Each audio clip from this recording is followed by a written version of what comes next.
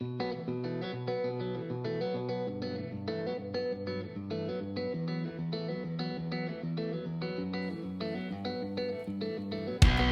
week on Streaming Star Wars with Emo and Fletzer, we rank some of our favorite things from Season 1 of The Mandalorian. We prepare for the Clone Wars return and discuss some Rebel rumblings. Hey, how long has it been since that thing moved? I don't know, like a minute. Don't worry. It is the first show of 2020, and we are here, and we are live, and we are thankful that you're joining us for another edition of Streaming Star Wars. I'm Ammo, he's Fletzer, Dang it, on the new year, you know what I did? I got excited, Pete, and I didn't point in the right direction. 2020 is ruined. I'll see you back in 2021. It's this way. It's this way. I have to point this direction if I want to. Oh my gosh. Point at you. All right. What a way to kick off the year with being misdirectioned and everything. My God, I'm so happy to be talking Star Wars with you here on Streaming Star Wars with Ammo and Fletzer, a show where we talk about all things Star Wars on Disney+. Traditionally, we do this show at 10 p.m. Eastern or, 7 p.m. Eastern. But, you know, sometimes the show time changes. Sometimes the day changes. Like, it's not Friday. It's Saturday. It's Saturday today. How did this happen? Well, the truth is really lame. So what we'll say is there was a man on fire in the middle of my street, and it was either do the show last night or extinguish him with water. But then I learned he lit himself with gasoline, and water and gasoline don't go well together. And so I pushed him into the dirt, and I rolled him around, and I saved his life, and now we're doing the show tonight. Saving a life may be more important than the show. I'm still not sure, but I'm going to go with that. It's 2020. I'm trying to make a difference here, Pete. I'm trying to change lives. Excellent. Go ahead. Oh, I was just going to say, let's make a difference. I really don't know where I was going to go with that. No, it's fine. I really think it's important to go ahead and tell you, again, thank you so much for joining us here on Streaming Star Wars. It's really exciting to be kicking off a new year with you on this show. We've got a full show lined up for you. There is rumors of a Rebels sequel series on Disney+. We'll talk details about that. We also know the release date for the final season of Clone Wars this February. We'll discuss that and break down the events that we believe we will see and maybe some surprises along the way. And then what I'm really excited about, in addition to those two topics, we're calling them the Plus Awards. We'll maybe come up with a better name as this show continues, but just the idea of taking this first episode, or rather the first season of The Mandalorian, ranking those 8 episodes from our favorite to our least favorite, and then maybe theorizing, speculating what we're going to get with Season 2. And Pete, I'm really excited to find out how you ranked the episodes. I think that there'll be somewhere we agree, but I think it's going to get really mucky in the middle of our lists. I think you're probably right, and I think you might actually be surprised at my number 1, but we'll see. Well, we shall see. You're a freaking tease. Okay, hey, so by the way, just remind everyone that you can always follow us, updates on the show, news with Disney Plus at Streaming SW, and of course, you're watching live on the YouTube channel here with Beyond the Blast Doors, or if you prefer to listen on your phone, you can always listen at the Around the Galaxy streaming feed. So be sure you check that out. Really excited again to have you with us. And real quick, before we go any further with the show, Pete, I want to shout out the folks in the live chat real quick. We've got Dale Erdman, Scotty Jarrow. We got Vernon Johnson with us. We got Chanza Zoop in the live chat with us. I believe this is the first time maybe that he's joining us. Also got Mr. Rez and Hollow Chronicles with us. What up, fam? That's either Josh or Andy. We're not quite sure. But Hollow Chronicles is with us, and we're really excited to be having the Star Wars conversation together. I hope you can hear the excitement in my voice. And Pete, while you take that sip of delicious, expensive whiskey that I can't afford because I only make a fraction of your salary on an annual basis, can you talk about just like your excitement for a new year with streaming Star Wars? I don't know. I think the excitement you've got. I think you've taken the lion's share of the excitement, and so I feel like I can't add that much to that high level of excitement. But I'll tell you what, you better try. I'm excited. You know what though? I'll give it a try. But I'll tell you what I'm really excited about is there is, like, first of all, I'm gonna probably start with a little tooting our own horn, just a smidgen, and just say we're really glad you guys have come back this week, even though there is no Mandalorian this week, because that means the message is getting through that this show is not just about Mandalorian. It won't be just about Clone Wars in February. It won't be just about whatever series is on. We are going to keep the conversation going week to week to week to week. And I'm really glad you guys are able to join us because it's a lot of fun. And, before we jump into some of the news, there was news that literally dropped about an hour or two ago. And actually, Dave, I know you were occupied, so you may not have seen it, but it does look like Jason Ward and the MakingStarWars.net folks have dropped that it appears that the new series of Star Wars movies, or at least the next Star Wars film, will be based in what they're calling the High Republic era. Yep. And it's about 400 years before the Battle of Yavin. Yoda will be a Jedi. So that's about it that we have in the details. But it's pretty exciting.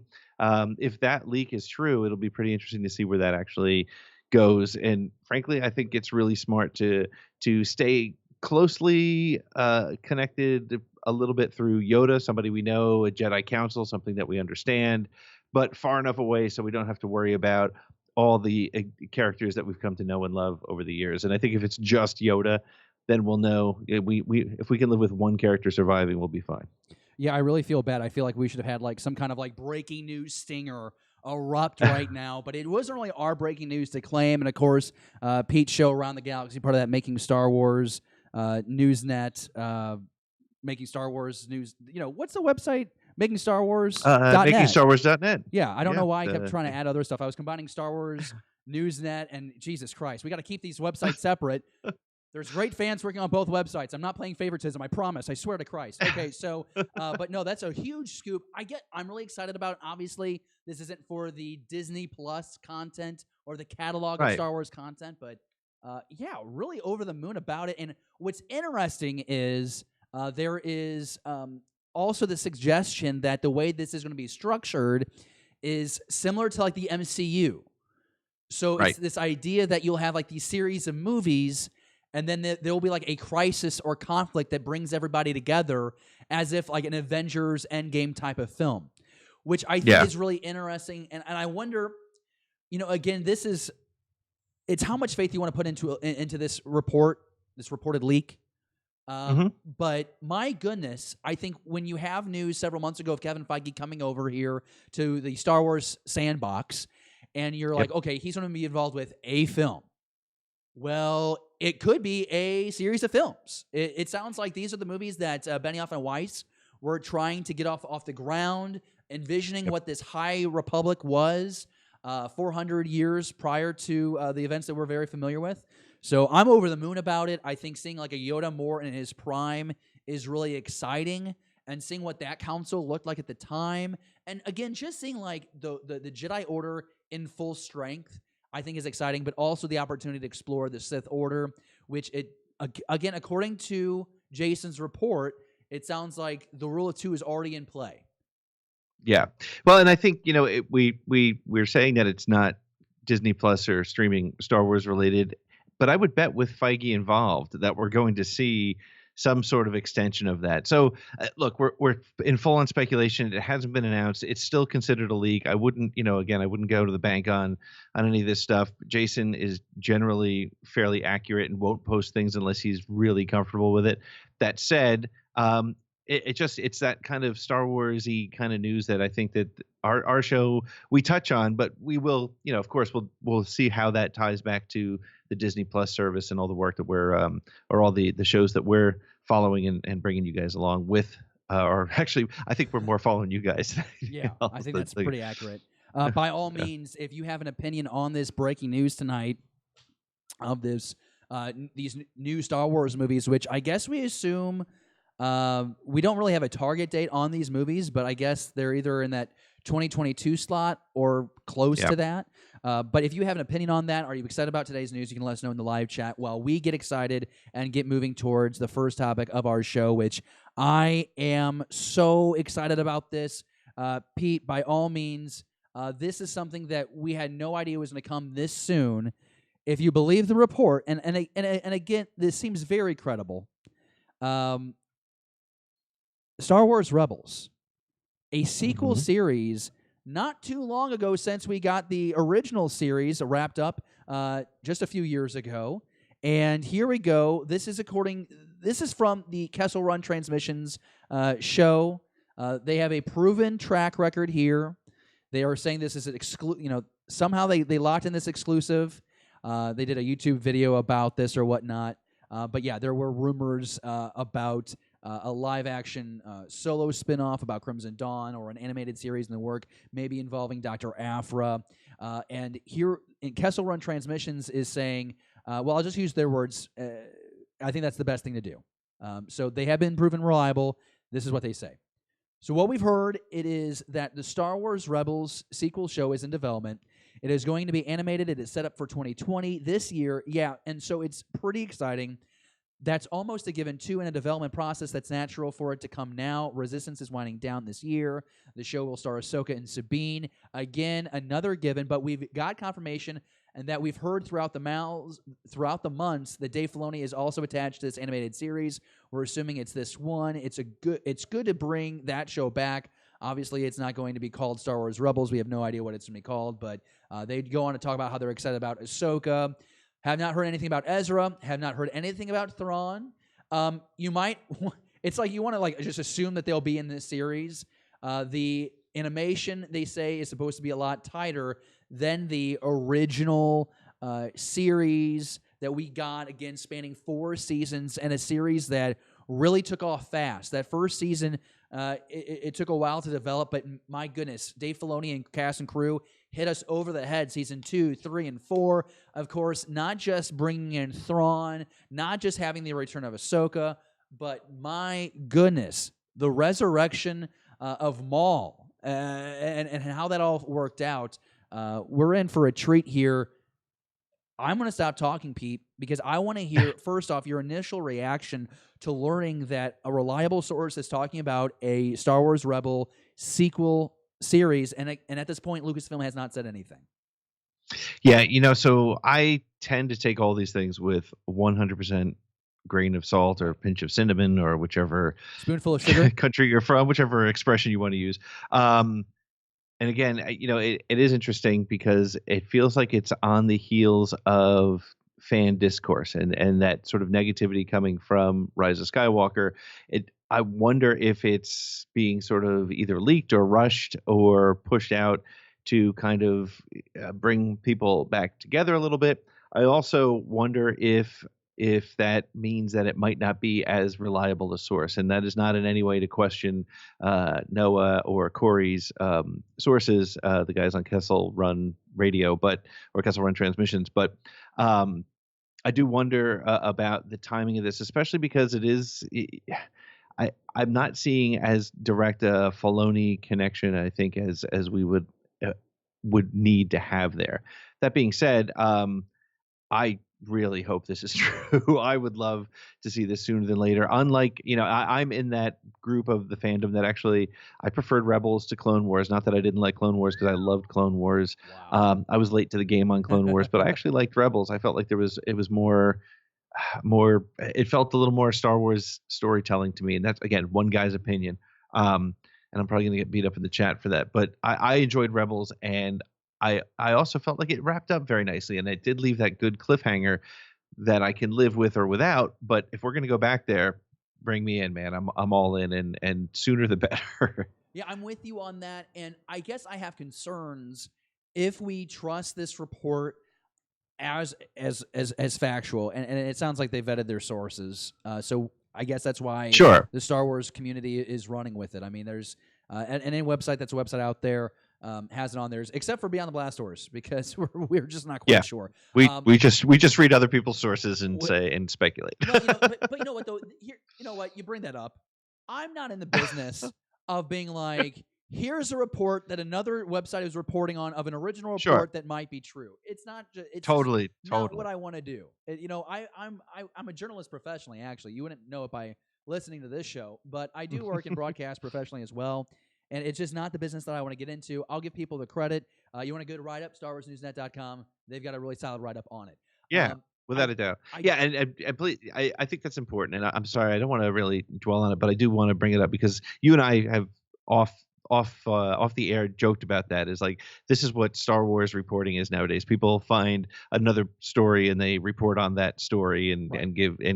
give credit or don't give credit. But what this is about is having a conversation as to what we think it means versus, there's no way I expect anybody who's familiar or who listens to a podcast on Star Wars or watches a live show on a Saturday night on Star Wars who hasn't already seen this. And this is really about us. I now I'm sounding defensive, but it's really about us sort of thinking about what it's going to mean and when it's going to hit and how it's going to tie into everything else. So Right. sorry to go off on that tangent, but I think it's pretty important. No, I think you're fine, and I don't think it's offensive at all. I think it's just stating the facts. It's how we're approaching this show, and it's how we approach our conversation.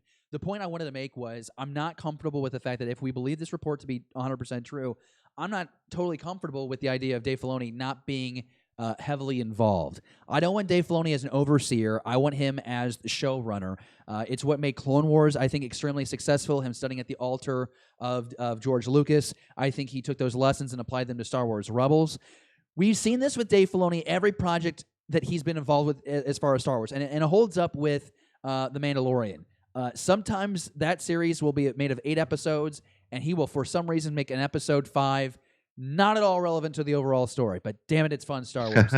I want to see him heavily involved with this because I think Ahsoka Tano is his love child. It's his baby, and I don't want anyone messing with that. And he came out about 2 years ago, and he was asked about, could Ahsoka turn up, in X, Y, and Z location? He's like, not unless I'm involved with it. He's like, I have to be involved. So I feel like if this series is going to happen where you have a Star Wars Rebels spinoff so quickly after the original 4-season series aired, you are going to have Ahsoka Tano, then you have to have Dave Filoni involved more than just an executive producer. Without a doubt. Yep. I'm saying that's what I want. Now, what will happen? Lucasfilm did give him that title recently where he became in charge of all animated content, and maybe that's a position now that doesn't allow him to be so heavily involved. But if he can be as intrinsically involved with The Mandalorian, I don't see why he couldn't also do so with Star Wars Rebels, especially being a caretaker of the legacy of Ahsoka Tano. Of course, if you watched The Rise of Skywalker in theaters already, we have a little bit more knowledge about Ahsoka now that we've seen that movie in a way. I guess that's my one concern about the conversation that they had, which I have no reason to believe that it's not legit. But that's the only thing that does make me uncomfortable about the information they have. I buy it all. I just want to see Dave more critically involved. Am I overreacting, Pete, or is this a fair stance? No, I think that's a 100% fair stance. Look, I think if we're being honest, the reason Resistance struggles as an animated show is because Filoni's not there, and you could argue that the characters and the story but all that comes from Filoni. All that comes from who's ever leading that show. And I think that's why, one of the reasons why I loved Rebels so much is because he was so intimately involved there. To your point, yes, I think if we are to respond and infer from what we learned in The Rise of Skywalker, our girl Ahsoka doesn't make it to episode 9. She doesn't last that long. So we do know that she makes it. Spoiler. Well, come on. I mean, if you're listening to the show, we're in spoiler zone. but we know that. I mean, based on the fact that we heard her voice. Now that they've never explained it, but it's a fair assumption. So, but we do know that it happened sometime several years after Return of the Jedi. So it does happen in that time frame of The Mandalorian, oddly enough. So potentially. Yeah. Well, I'm just over the moon. I mean, my imagination starts to run wild, and I'm sure you watching this show, you're doing the exact same thing right now. And of course, if you're in the live chat, tell us what you want to see in this Star Wars Rebels sequel series. If this thing actually drops here in the year 2020, what do you want to see happen? Everyone's mind is automatically going to go towards Thrawn and Ezra. But if this is Yep. going to be a multi-season thing, there's no way you get anything about Ezra or Thrawn until at earliest the end of season 1. I mean, if it's a 3 or 4 season thing, maybe you don't even get them until a hint until the second season. But what are those adventures that we can be seeing Sabine Wren and an Ahsoka Tano going on post Return of the Jedi? That's where Rebels, the original series, ends, right? Ahsoka comes back. The Battle of Endor happens. Jason, Syndulla is born. Creepy looking kid. I mean, they say like, when they talk about like a face only a mother could love. Jesus, that kid hit every branch of the ugly tree on its way down. But I will tell you this, that I'm thrilled about the potential. Of course, we're getting a lot of Mandalorian content right now. You're going to see, we believe, the siege of Mandalore here in the Clone Wars. We'll talk about that in a little bit. But I'm really excited to see the chaos of the galaxy that we might be able to see through the eyes of Ahsoka and Sabine, similar to what we're getting with the Mandalorian, Pete. But I think where the Mandalorian is on the outer rim, the outskirts, not directly involved with the strenuous labors of rebuilding a new republic. I think we might actually get some glimpses at like large populous worlds, Pete. I mean, maybe we're seeing a Coruscant. Maybe we're seeing, I don't know, you rattle off whatever planet you want, but some more of those core worlds. But also, we know that this story has to go out to the unknown regions. Pete, what are the things that have your imagination running wild here when you think of Star Wars Rebels spinoff? Yeah, so follow me on this one, because we do know that Rebels ended sometime after the Battle of Endor. We know that the Mandalorian takes place 5 to 7 years after the Battle of Endor.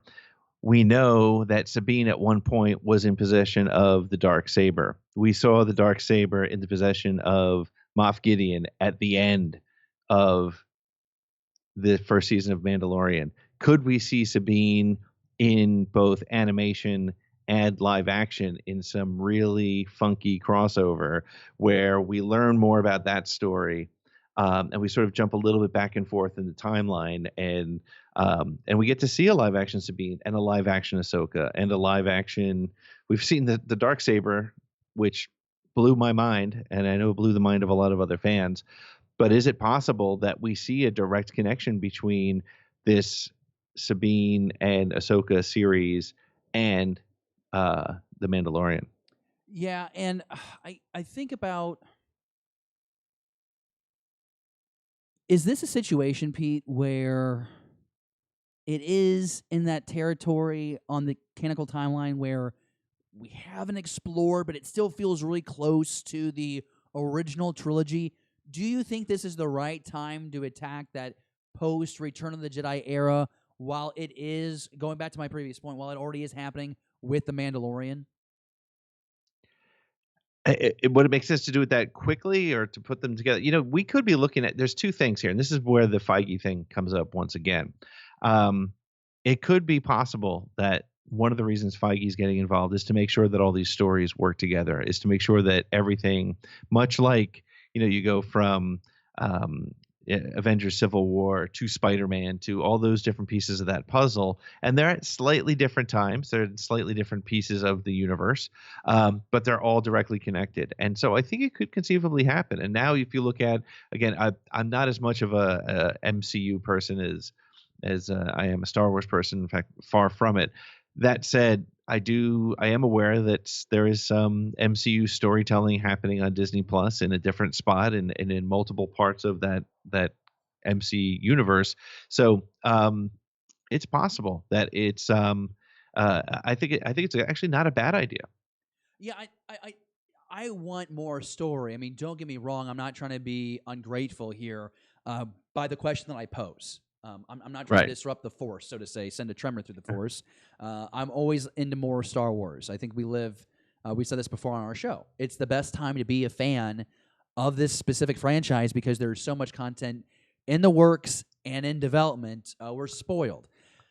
Yep. But I just think back to all the outcry, and maybe it's a small amount, and I'm just sensitive to it, but people don't shrink the galaxy, don't shrink the story, really go and expand it. And I think that I'm so much. I'm even more excited for this series because of the fact of the breaking news that we got earlier tonight.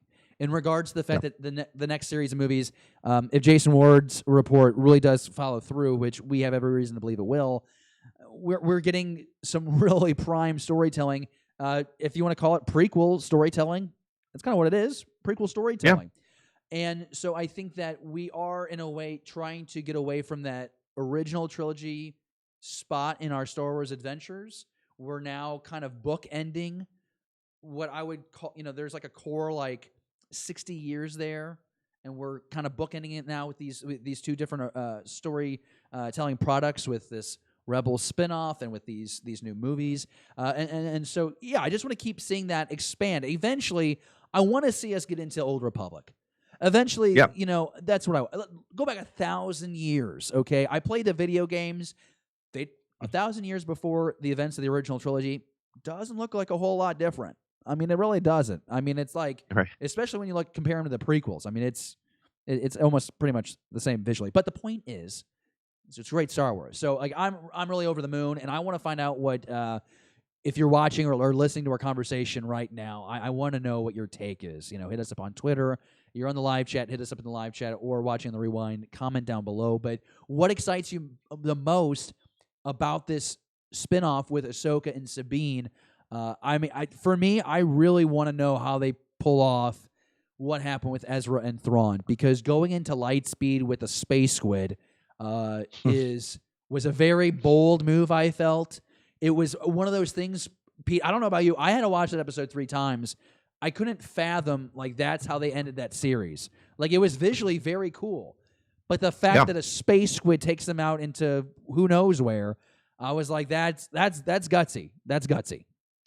It was gutsy, and I think that's one of the things that's pretty exciting about where this is going to go, because I do agree they're hunting for Ezra and Thrawn, and I think that's unlike I think we might want, as fans, we want to know that the first 5 minutes of the first season what happened to Ezra and Thrawn, but it may be much more interesting and much more exciting to sort of go on their adventures. And also, like I said, I think part of it may be we're going to be in this era of Star Wars that we're learning about in The Mandalorian, where it is kind of a mess. And if Sabine gets wind of the fact that the dark saber is in the hands of some rogue Moff, there's a series right there. And then you incorporate the Force sensitivity of Baby Yoda and Ahsoka Tano, and you've got so much potential. You've got so much potential.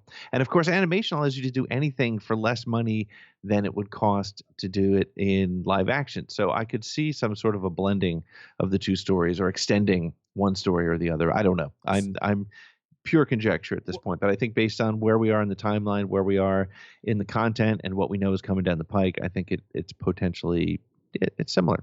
Well, let's run with it, though. I mean, let's be real honest for a moment, Pete. What if you do have a situation where you have the seasons of Mandalorian and Rebels almost alternating? What's to say that we could possibly get a thing where Sabine comes in contact with the Mandalorian characters that we saw in Chapter 3 of The Mandalorian? They have to go to another planet. They have to make a new home because they reveal themselves there to save the Mandalorian and allow him to escape with the child. What if she runs into Paz Vizsla and these other Mandalorians, whether you want to call them true Mandalorians or you want to call them the foundlings? I'm not going to get into that, but that is potential. And you mentioned the Darksaber. What if we saw a Rebel, a animated version of Moff Gideon, where they're maybe pursuing him?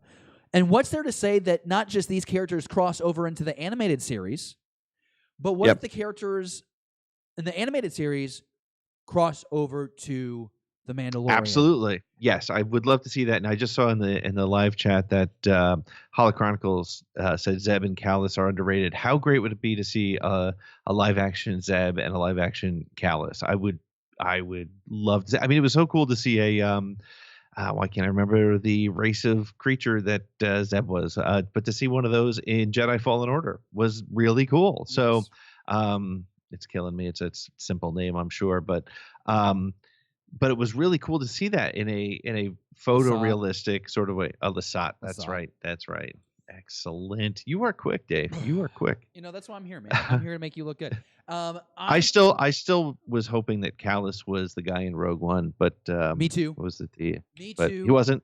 I'm over it. I think Because for now. Because I'll tell you though, that rebel leader actually was like one of my favorite characters and my favorite one of my top 5 scenes of Rogue One, because I think the score swells just at the right moment is when he's like, "Listen, no matter what, you got to kill this scientist." And the U-wing just sails up and around the Masasi temple. Da, da, da, da. It just, oh man, I freaked out. Oh, I almost swore. I kept it PG. All right, so everyone in the live chat being really awesome, and I love to point out, again, Callus and Zeb, if you want more diversity in Star Wars, didn't they go off and get married? I'm making that up, but there wasn't the joke. Wasn't the joke that Zeb and Callus were like boyfriends and they were gonna go and live with the Lasats and it could happen. They both have the big sideburns, right? They Maybe do, that was a thing. Maybe that's a thing. Well, and something my mom would do, because like my mom didn't know how to talk about like homosexuality when I was a kid, because she was like sheltered and stuff. She lived in the county, so they didn't talk about these things. But she I don't know where this is going. She'd talk about like a family friend of ours. His name was Fred, and she'd be like, "Well, Fred and his best friend are coming over for dinner," and it was always like his best friend, or it was just kind of funny. So we're gonna say that Zeb and his friend Callus are Zeb coming and his over best for dinner. friend are coming back, and we're gonna have some fun stories to tell here in Star Wars. Tamora Morrison can still do Rex in live action. That is 100% true and awesome. Do we have a hot take How alert? great would that be? Hot take alert. We need a hot take sound. I'm gonna find a sound on my phone here for future use. I can make one up. That had to sound like garbage coming through people's speakers. I am so sorry. Pete just got done telling me right before the show. He's like, you know what? I went back and listened to the last episode, and I was actually proud of us. It actually sounded semi-professional. It was good conversation. Volume control was great. No one talked over each other, and I'm just crapping on all that hard work. We do want to know what you think though about this, and are Pete and I getting ridiculous? Are we getting out of hand as far as talking about this spin-off series? I just really want your take when it comes to this topic, because I'm over the moon. More animated Star Wars storytelling with Dave Filoni. Come on, just make sure Dave's involved enough. Let's just make sure Dave is involved enough. Dave has to be there, and we are going to see what Dave. I'm really proud of myself. I've totally killed it. I was going to say this is going to be the best segue ever, but it's not the best segue ever. If you say it doesn't work, man. It doesn't work. You can't do that, Pete. Damn, you are the professional. I am still the hack. That said, I'm going to go with it anyway. We will see what Filoni animation looks like on February 17th, every Monday for 12 weeks. That is true, because we're getting Clone Wars Season 7. It was a good effort. Clone Wars Season 7, we got this report. Now, what's interesting is I believe that it was CBR.com that had this originally. What happened was there was a video that went out on Disney's official website that said Clone Wars Season 7 will premiere Monday, February 17th. I tried the link right before the show, Pete, and it did not pop up. It looks like it's been taken down. But February 17th is the target date for the debut of Clone Wars Season 7.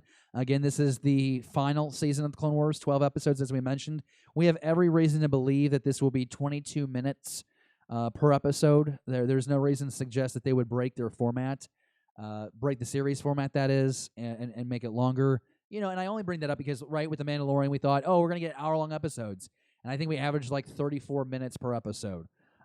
So right. I'm really excited that we have like a definite date picked out. I'm gonna be honest with you, I'm really kind of greedy when it comes to this, because February 17th, that is a Monday. And Pete, are we confident saying this is going to be a weekly drop on Mondays? I will go so far as to say that if it's not, I would be really, really shocked. I think that if nothing has worked out really well, there's been 3 things that have worked out really well for Disney Star Wars in the last 2 months. One is Baby Yoda became a superstar that people who don't even like Star Wars love Baby Yoda. Number 2, a decent opening for Rise of Skywalker. I'm not going to say it was fantastic, but it's going to break $1 billion. I read somewhere, I think it was Johnny Hoey, who said only 45 films have gone over $1 billion, and this film's going to do it. So that's a big win. The third thing that Disney has benefited from is putting The Mandalorian on a week-to-week schedule, because it's got everybody talking about it. Everybody's been, and that is probably one of the reasons why Baby Yoda exploded, because of the fact that you do have people who are now waiting week to week. I mean, we saw really hilarious memes that said it's not Friday. Where's my new Baby Yoda? I could use 2.5 hours of straight baby. So it's working. So I would be shocked if they didn't do anything there, but if they did it any way other rather than weekly. I hope so, and I think it's working for them, right, Pete? I mean, also let's keep in mind, The Mandalorian drops, it becomes the most watched TV show in streaming history. Of course, The Witcher has now taken that out, but I mean, Star Wars content here.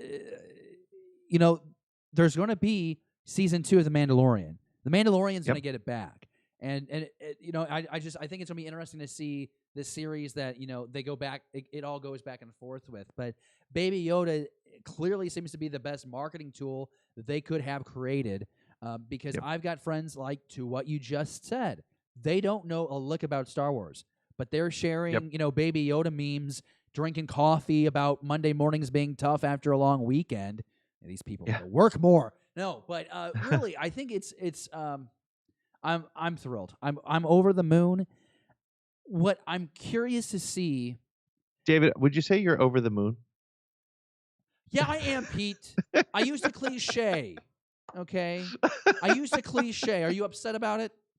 That I had a brain fart and I used a cliche to bail me out? Is it Kef beer? Is it the Forest Moon of Endor? I'm trying to bail myself out of a crap segue, unlike you, where you're just like, here's my cool segue. You ready for it? You ready for it? Here it is. David Copperfield, here's my magic trick. No, I'm just playing. Pull it out of the air. No, if I was drinking a beer right now, it would be Schlitz. My mom, by the way, when she was like I guess it was 8th grade or something, she ran for Stuco, and her slogan was, "If you don't vote Miller, tough Schlitz." And I think that's so clever for an 8th grader. And that would have been like in the 60s. I mean, that's great. I mean, she didn't have the internet, so how did she come up with that idea? I guess she had intuition or something. Pretty impressive. Over the moon. The moon of Endor! Okay, so I need to dial it down a little bit. I just want to know. Dial it up. I've only been drinking water this entire time. The drink of your choice. What is your drink of choice tonight? We haven't had this conversation yet, Pete. Yeah, tonight I'm using the Vader glasses that my wife was kind enough to purchase for me for the holiday, and I'm drinking Jack Daniel's, which I haven't drunk in a while, a single barrel limited edition, which I got as a gift a number of years ago, and I tapped it back open, and I have to say, I forgot how good it was. It's some good stuff. Yeah, that first sip of like a whiskey or bourbon after you haven't had it for a long time, it really the senses, especially the nerves in your mouth. I mean, that's the concept, right? But really, like it really shocks you. I really like Angel's Envy and the rye, and I'm a really big Elijah Craig fan. So if you don't know a lot about whiskey, Elijah Craig is kind of like a more introductory whiskey. People call it middle shelf, but it whatever your palate is, but it's like super affordable. It's like $25 across the country, and it's kind of got like a smokier flavor and that stuff. Every time I open up a new bottle, that first sip, man, on just a big ice cube, freaking delicious. Hey, we're talking about Star Wars on this show, so let's talk about the fact that with the Clone Wars, we're getting these 12 episodes. Where we've left off with the series, Clone Wars, that season 6, it was kind of like, let's try and fit the best moments we can possibly fit for the fans' sake before we're forced to end this series prematurely. Because the original plan was the 7th season where they would go into the Siege of Mandalore. Disney buys Star Wars, and I have no problem saying that Clone Wars was canceled, which launched a fan movement, #CloneWarsSaved. Millions of fans over the years talking on the internet about Clone Wars and the importance of Clone Wars to Star Wars storytelling. You go to Star Wars Celebration. I was there last April. Pete's going to be there this August. People coming out and cosplaying as Satine, as Sabine. Yeah. I'm sorry, not as Sabine. I'm sorry, but Satine, Obi-Wan, Anakin, a young Ahsoka, You're getting Rex. You're getting Cody. Not so much a Cody, but a lot of Rex. You know, it's really cool. It's really cool how to see the Star Wars that's not on the big screen, fans falling in love with and bringing it back. So when we left, my goodness, you know, we saw the Emperor and Dooku over a sorcery bowl, and you know Yoda's playing with Bane, and you know, and like there was some crazy stuff happening in there. But now it seems like we're going to come back to the main line. Season 6, I guess, is my point, was a tangent, and now we're coming back to the main story. So I guess, Pete, do you think that the Siege of Mandalore is really going to overtake the bulk of Season 7, or do you think that there are other side adventures that we'll also get to witness? I think it's going to be sort of the overarching piece of it. I think we're going to get a little bit more insight. In the trailer, they show Anakin sort of seeing Ahsoka again for the first time. So I think we're going to get a little bit of intrigue there, and you know, she's a completely different person at that point.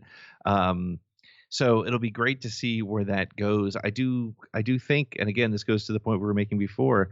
Take Siege of Mandalore, take The Mandalorian, take Rebels sequel with Sabine, and Star Wars is going all in on Mandalore, which is really interesting. And if you think about it from a purely marketing perspective, I think if you were to ask sort of those hardline fans, the fans that didn't like a lot of the Disney stuff, you see that they have moved into there's a sort of love for Boba Fett and Mandalorians and this sort of war culture or war clan kind of story.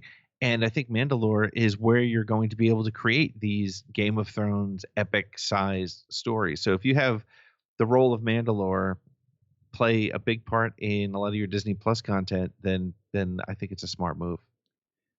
I'm with you. And do you think it's oversaturation though? Like as far as all the It's a good Mandalorian question. stuff? Because you know, it's been the bulk of this show's conversation so far, Pete, and I think a lot of fans are talking about all the Mandalorian content. And you know, is it a thing where it's like too insider baseball, or is this a thing that because we're getting so much of it, thanks to the Mandalorian success, is this now like a mainstream concept?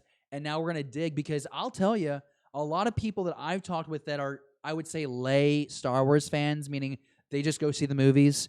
And they might, you know, they might pick up a book, you know, off of my recommendation. They didn't know anything about the Darksaber. Okay, so now they're watching that. They asked me, they were like, "Hey, what can I learn about this Darksaber?"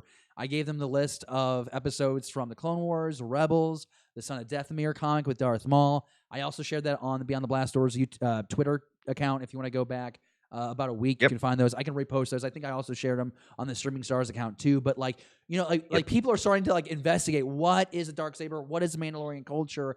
But you know, I guess it could be oversaturation for anybody. But for people like us, I think it's maybe the right amount, or we just can't get. Oh, bump my mic. We can't get enough of this the storytelling with these characters. And I think it's just because you get that blend of.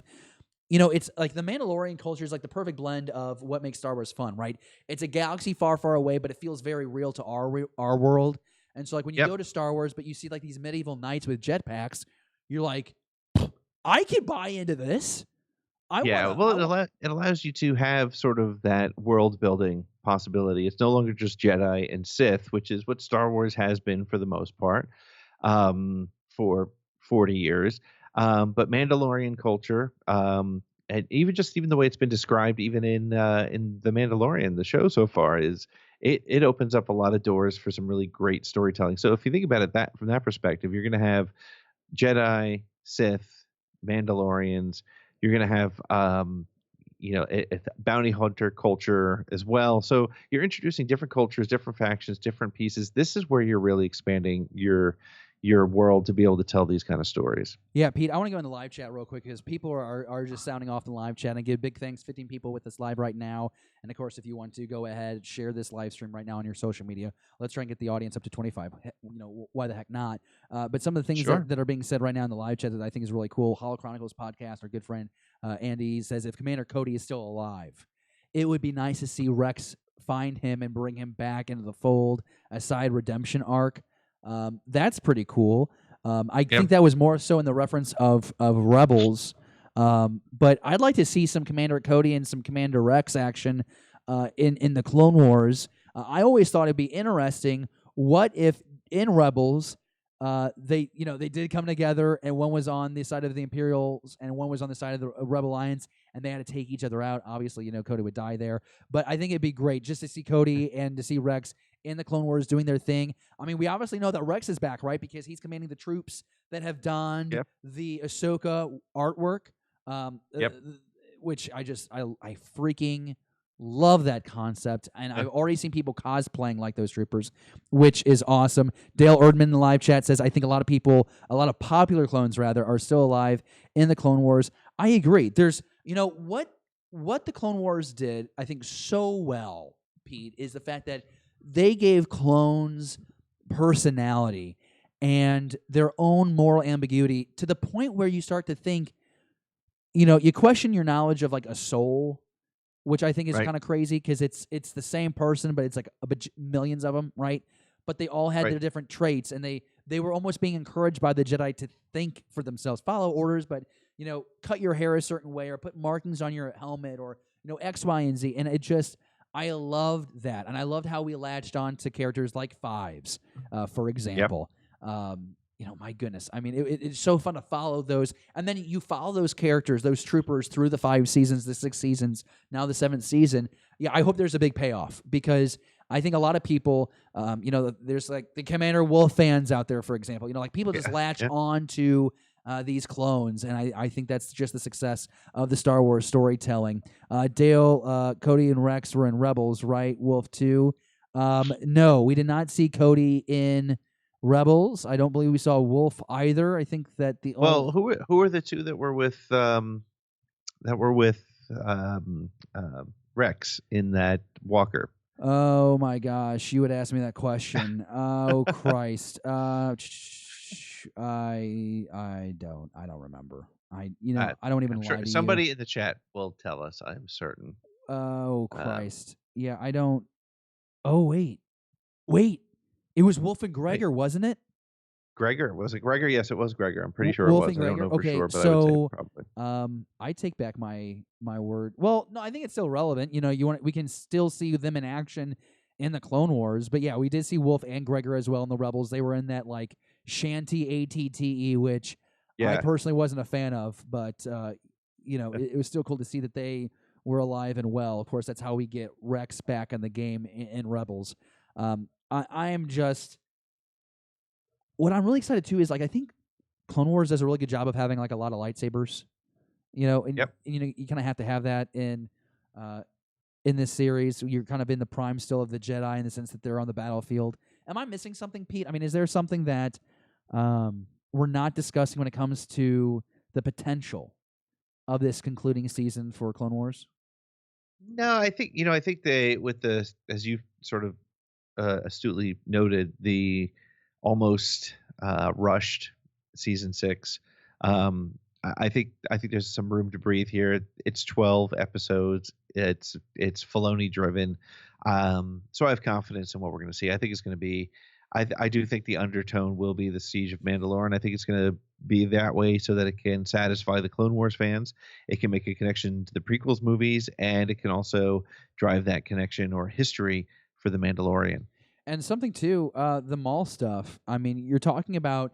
We got a glimpse of this through E.K. Johnson's Ahsoka novel, which, if you like to read her book. If you like Star Wars, read her book. I liked it a lot more than Queen's Shadow, if I'm being very honest. I think it's Queen's Pearl is like the sequel book that's coming out this year.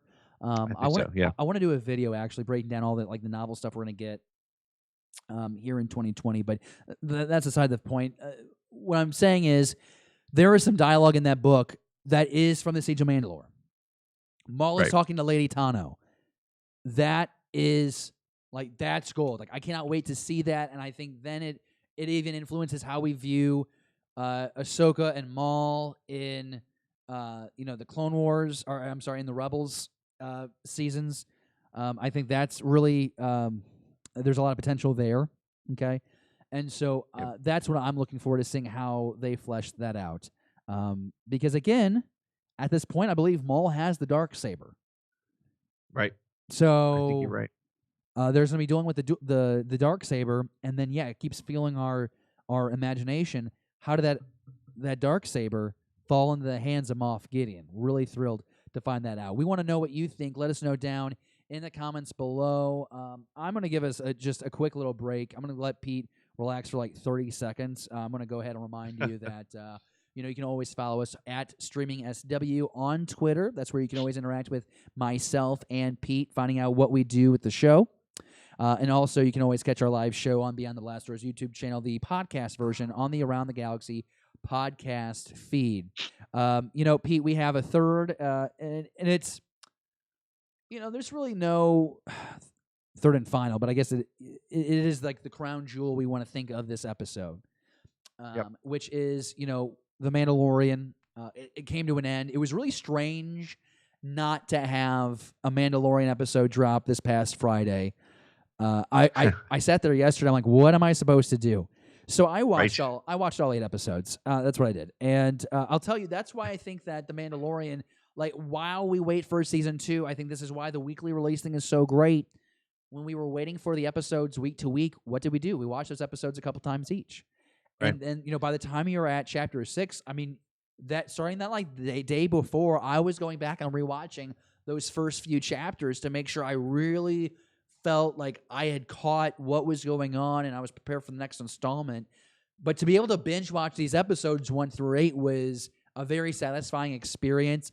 It definitely felt a lot more cohesive, and you expect that, right? When you watch like the trilogy movies come out, you're like, oh, that first one was really cool. I can't wait to see where that second one went. Then you watch the second one, you're like, oh, wow, that was something different. I wonder how they're going to tie this thing up. You don't really have perspective on the whole story arc until you get all 3 movies where you're able to watch back to back to back. So what Pete and I want to do here, go ahead, Pete. I cut you off. I just want to ask you, no. I wanted to just ask you a question. How was it watching it in binge mode like that? Because I will say, so my dad, who is, he's a different generation, obviously, but he got Disney Plus after Christmas, and he sent me a message. He said, I'm binging, I'm binging The Mandalorian. I got through 3 episodes. I'm going to take a little break. Versus, so I think part of it is since it is a series that doesn't have, they're short episodes, but you're in with one character for the whole time generally. Did you find it easy to binge, or was it arduous at times? And not in a bad way, but was it a little slogging at times? It's like it's making the time for like 4 hours and 15 minutes, and that's the greatest challenge. And I've always been from the very beginning saying I don't want to binge the show initially. I wanted it to be weekly, on a weekly basis, because I want to be able to discuss and speculate, and then see what unfolded. But yeah, when you watch 1 through 8, I think it's very cohesive. I think some of my issues with some of the episodes, and this is something that I'll get into when we go through our ranking, Pete, is it's some of the stuff still feels like a little out of left field. But when you watched a season of the Clone Wars, I mean, it was the same thing. You'd have like 3 episodes where it was like really intense, and then you'd go off on like some side thing. And you're like, well, where the hell did this come from? Why is C-3PO running around with Jar Jar Binks and Mace Windu? It's just the story that they decided to tell. You watch The Mandalorian. You're like, wow, it was kind of cool to go back to Tatooine and like go back to the cantina, and ironic that a droid was serving drinks there. But at the same time, did it do anything for the overall arc? No, not until we find out who the hell was walking up to see that bounty hunter down on the ground at the very end, whether that was the Mandalorian himself, or if that was Boba Fett, or if that was Moff Gideon. Like, we don't know. That's the only thing that I think it has of any real value from that episode. So, once I had to check, I told myself, okay, so I'm watching this all as like a big movie now, and I'm not watching this as individual episodes. So when I went in with the mentality, it flew by. It really just flies by. And, you do still sense you can tell, obviously, like, oh, hey, yeah, there's a different director here, because just shots are shot differently. Like, wides look different than other people's wides, as crazy as that sounds. No. Go ahead, Pete. Yeah, for sure. Go ahead. No, I was just gonna say that's cool that it's that you can notice that from episode to episode. So, and I'm sure probably between now and February 17th, I will watch all 8 episodes back to back to back. So yeah, it does. Like for example, like Dave Filoni's episodes, and Bryce Dallas Howard's episode.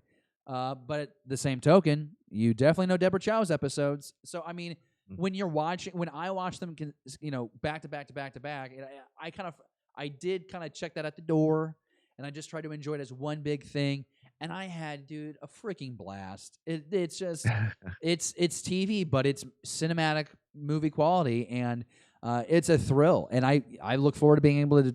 Hell, I'll watch season 1 and season 2 back to back once all that stuff drops out. But maybe that's something that you and I do. We'll get on like FaceTime, and we can do that together. Because I feel like if you can sit down and watch The Irishman, and you can sit down and watch all of The Mandalorian, you can sit down and watch whatever. That's cool. That's very cool. Okay, so the live chat is a bump in here, and there's some clarification here. So I'm gonna walk through this. And I made a comment earlier about how that maybe we can learn more and more about how the Darksaber passes around. And so, here in the live chat, we're getting, some further conversation. I'll share that with you. That's the fun thing about the way that we do the show. Hollow Chronicles points out, I thought Sabine got the saber back and gave it to another Mando woman, or am I way off? Yes, she gave it to Bo. That was at the end of Rebels.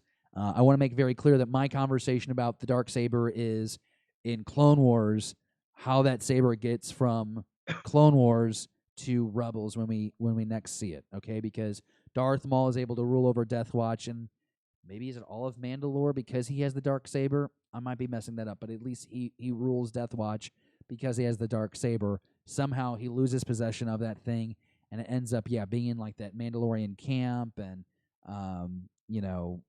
Pre Vizsla had it right. Not Pre Vizsla was the Jedi Mandalorian that made the blade, right? I believe that's what happened. So was it Tar Vizsla? Yeah, there we go. Thank you so much, Tar Vizsla. Thank you so much for that clarification. So yeah, also I'm here contributing. To make me look good. That's what you should have done. If you would have done that, that would have been like comical relief from 20 minutes ago when I used the same line on your butt. Okay, so so the really cool conversation here happening in the live chat. He'll get the black saber, legacy saber, elder wand, the one ring. Yeah, right. It's like this symbol that gets passed on. And I will tell you this: people are knocking what the Darksaber looked like in the Mandalorian, but I thought it looked great. I thought it looked fine. People are crapping on the graphics of it. I don't know. That looks like what the Darksaber would look like compared to what we see in the animated film. So Jesse's in here with us. Here we go. Yeah, baby. Hey, Tor Vizsla. Yep. There we go with the clarification. And Jesse, just to clarify, Tor was the one that had it in Rebels, right? All right. He's in the check-in. I love Jesse. Coming in at the nick of time. Jesse, Buck, you can hear him on Beyond the Blast Doors on Sunday mornings, 11 a.m. Central, when we get the whole crew together. But, sometimes the holiday season, we all travel, we have all jobs, and it happens. Hey, shameless plug in the new year. Okay, so it is 10:14 in my world, so maybe I shouldn't be shouting. Maybe my neighbor would like to sleep tonight. I don't know. She doesn't really talk to me that much. Anyways, okay, cool. So let's get into this, Pete, because I'm really excited about this. And Pete, do you think I'm talking too much? I mean, let just be honest with me. Am I talking too much? No, it's great for me. I have a little bit of a little cold going on here, so this is good. I get to step back. But no, I mean, there's a conversation. This is works for me completely. How much do you love seeing I almost said Tor Vizsla because I was thinking about Jesse again. But how much do you love seeing Moff Gideon sitting on top of a broken down TIE fighter with the Darksaber just bulging? It's so great with a cape, the whole thing. I mean, it makes you want so much more of this. So yeah. I want to go ahead. I'm just looking forward to to where this goes. It's it's going to be a very long 8 or 9 months until we get there. This is going to be a long show because we're just entering the third topic on the show. And I want to clarify that it was Tor Vizsla that was the only Mandalorian inducted in the Jedi Order. Is that true?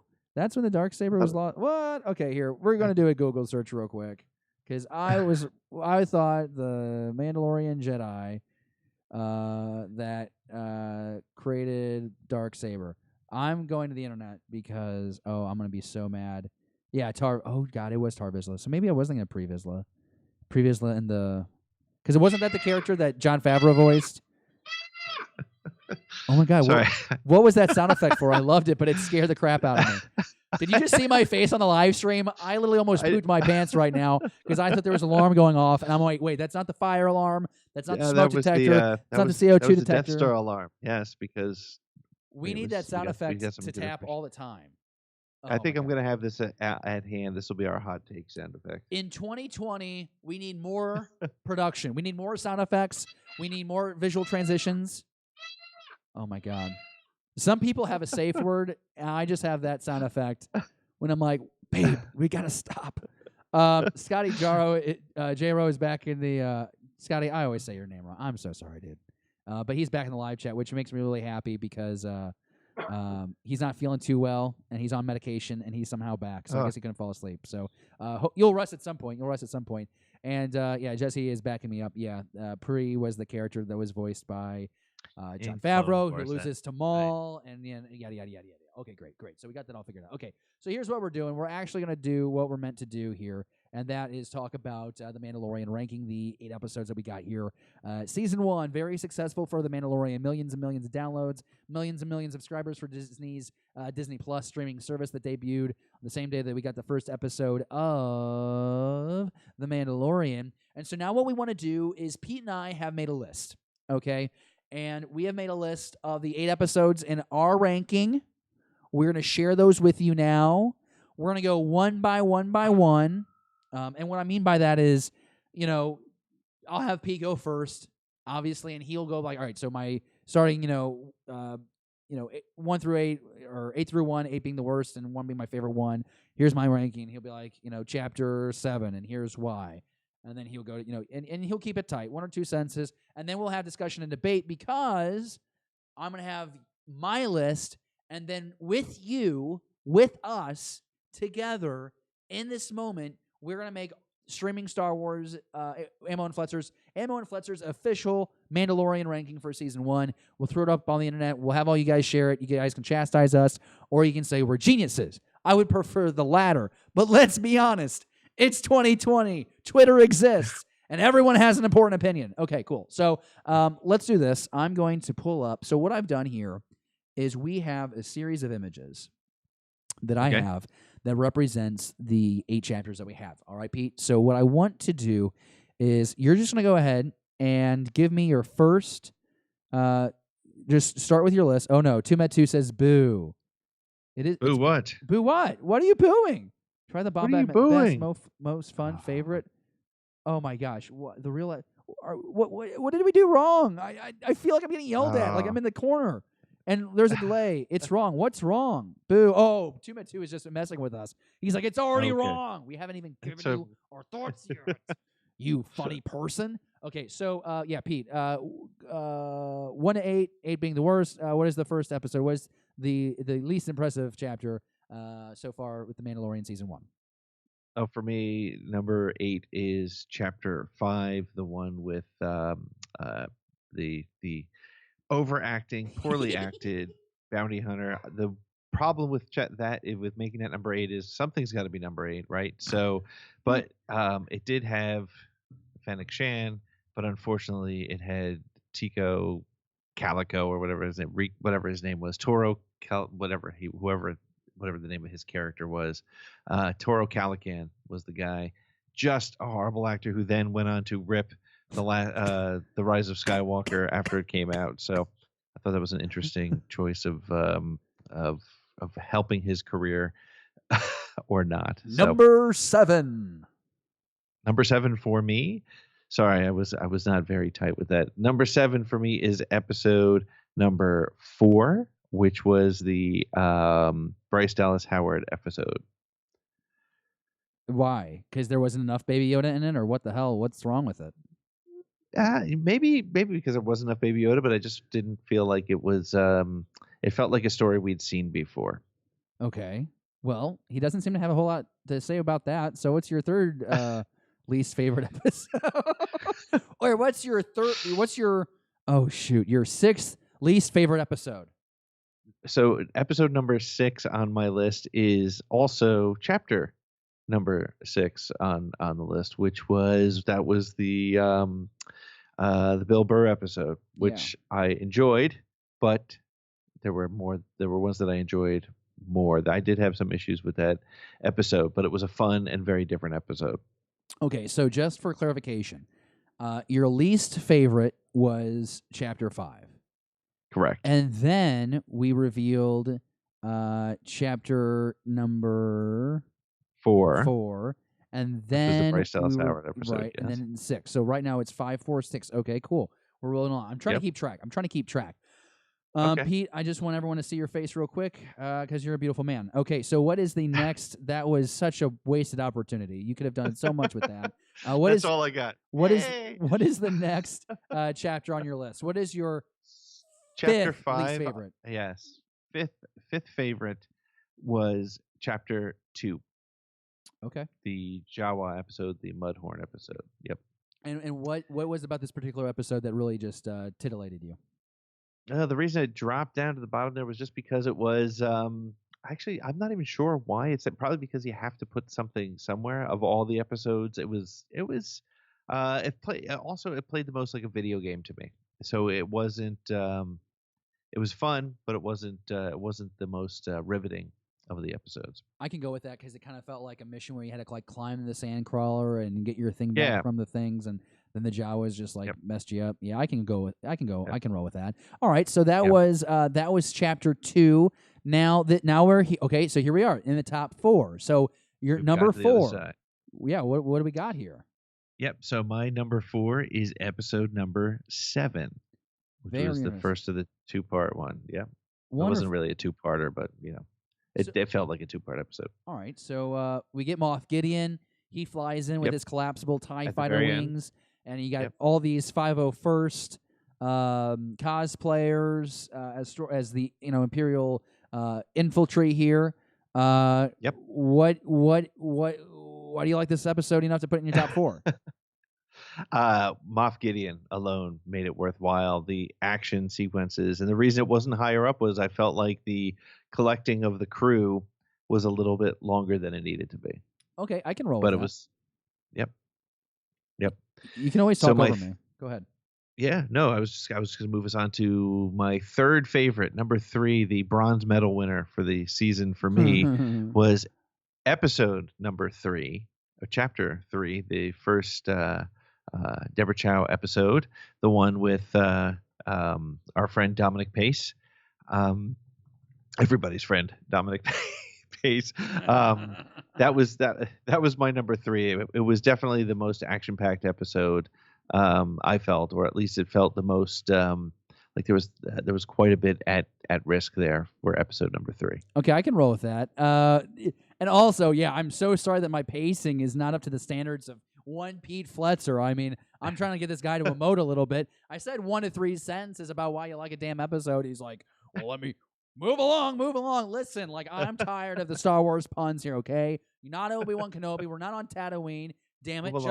Oh, I'm done. I cannot believe you just hand motioned me right now, you prick. Okay, cool. So we have, so in 8th place, chapter 5, 7th, chapter 4, then chapter 6, chapter 2, chapter 7, chapter 3. There are only 2 more chapters left here, so I'm very curious here, Pete. What BS you're about to pull here? But what is your what's your second place episode? Silver medal. Yeah, the silver medal winner is episode number 8. I thought it was just such a great episode. But it was not my number 1. I really loved a lot of that episode. It really did a nice job of wrapping everything up and setting you up for the next year. But my number 1 episode is the first episode because I felt like it did a really nice job of introducing us to the characters, the key characters who we would get to know other than Kara. We would get to know all these characters through, I think they did a really nice job of presenting them. And the Baby Yoda shock is untoppable. So far, to me, it's the Sixth Sense ending of Star Wars for me at this point. And it's probably the episode I've watched the most, not because it came out first, but because it's the one that I've gone back to and watched multiple times. I probably watched it more than any of the other ones. So number 1 is my number 1. Wow, that is, ladies and gentlemen, I don't have an applause sound effect, But let me just pull it up here and give you wow, that was I will call that ambitious. I even stopped. So wait, what were the last two here that you had? Because my ranking cleared out. One was your number one, but so I got 5-4, 6-2, 7-3. I'm not good at math, so I guess it was 8 and then 1. 8-1. Yeah, there we go. Yep, that's right. So Yep, terrible. yep. So what I'm doing right now is I am posting. Oh, hey, Silos just joined us in the live chat. Welcome to the live chat. Hey, man. I'm going to post right now for those with us in the live chat. Here is Pete's ranking, and I want you to tell us if it's good or not. Pete's ranking. I'm not even looking at the screen while I type this. Here it is. Oh, Christ. What do you think? Why am I saying these things when I'm typing them out at the same time? You know what? Don't ask me. You're a professional. That honestly, that tagline right there, it diminishes every time you say it, Pete. It does not help me much at all, but it's fine. By the way, we've got 13 people watching. High of 15 tonight. It's not our normal time that we go, but my goodness, if you guys can go ahead, again, share us on Twitter. I've tweeted out a couple of times on the B2B account. Let's get more people in conversation. The more people talking, the more fun we will have. And so that is his ranking. Again, 5, 4, 6, 2, 7, 3, 8, 1.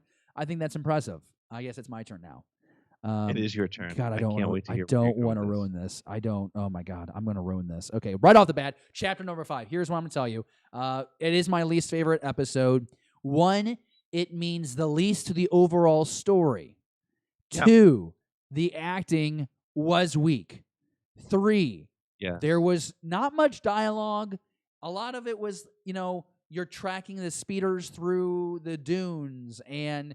You're supposed to, I guess, be relying on facial expression to do a lot of the acting. It just didn't work. Badass bounty hunter gets taken out, we think, salvaged at the end by someone with boots. We don't know. Everyone says it's Boba. It's not Boba. Get over it. He's not in the show. It's all right. Move on with your lives. There has to be a least favorite episode, and I'm not trying to be needy or unappreciative. I love Dave Filoni. I worship at his altar.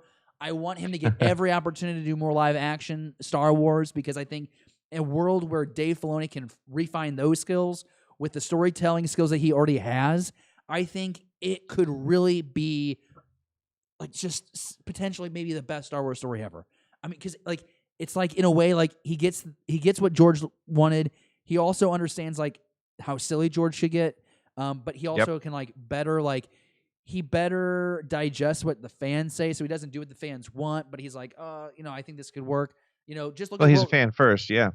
World Between Worlds, right? I mean, World Between Worlds is a perfect example of what I'm talking about. So yeah, so I'm going to do a thing here. So right now, Pete and I are the same. Our number 8 is Chapter 5, and then that's just how life is. Sometimes we're going to be on the same page. Yep. And then sometimes we won't be. And unfortunately, still we're still here on the same page because my next least favorite episode. I'm going to be also very honest with everyone in this moment, just so you know. I heavily contemplated every image for every episode just being another image of Baby Yoda.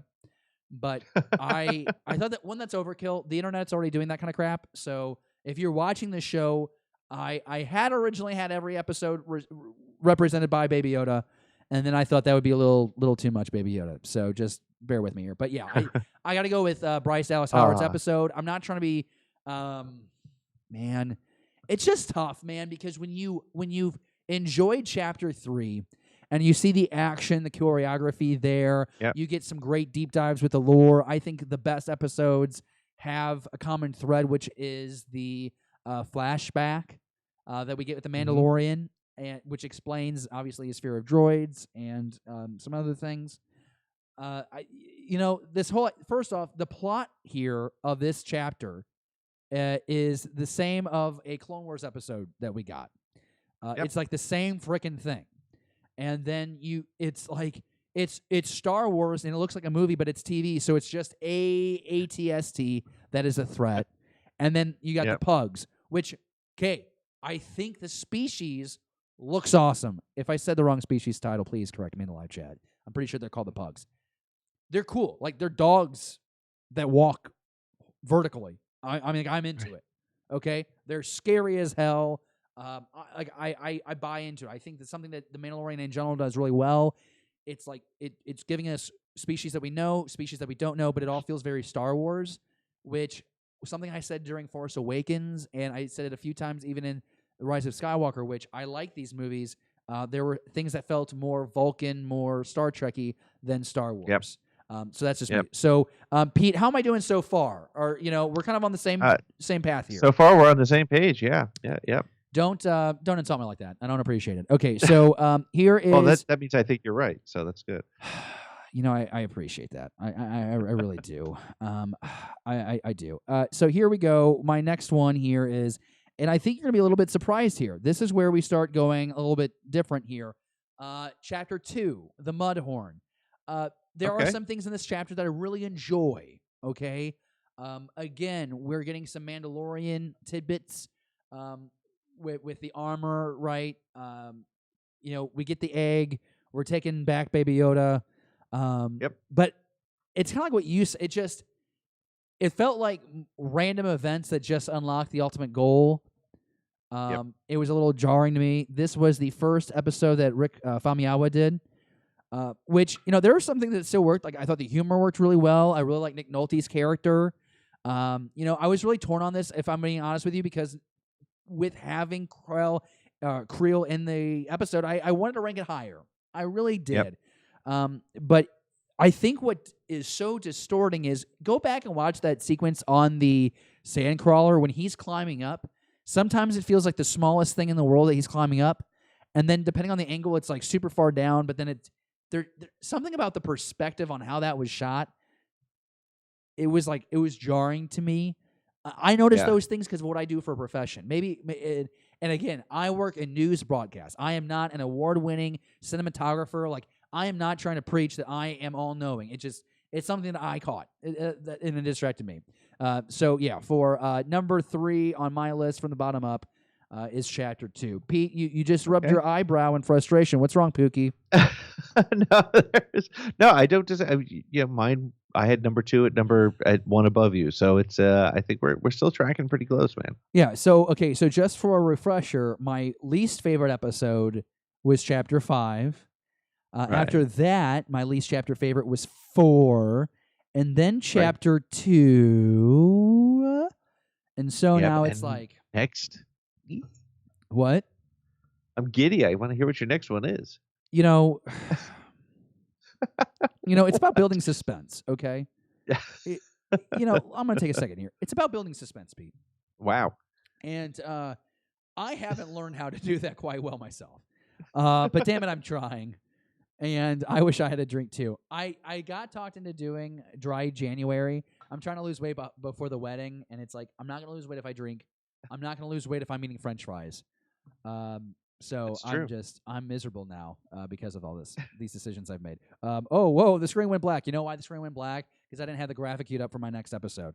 Yes, 5, and then 4, and then 2. I think I could get a lot of hate on this one.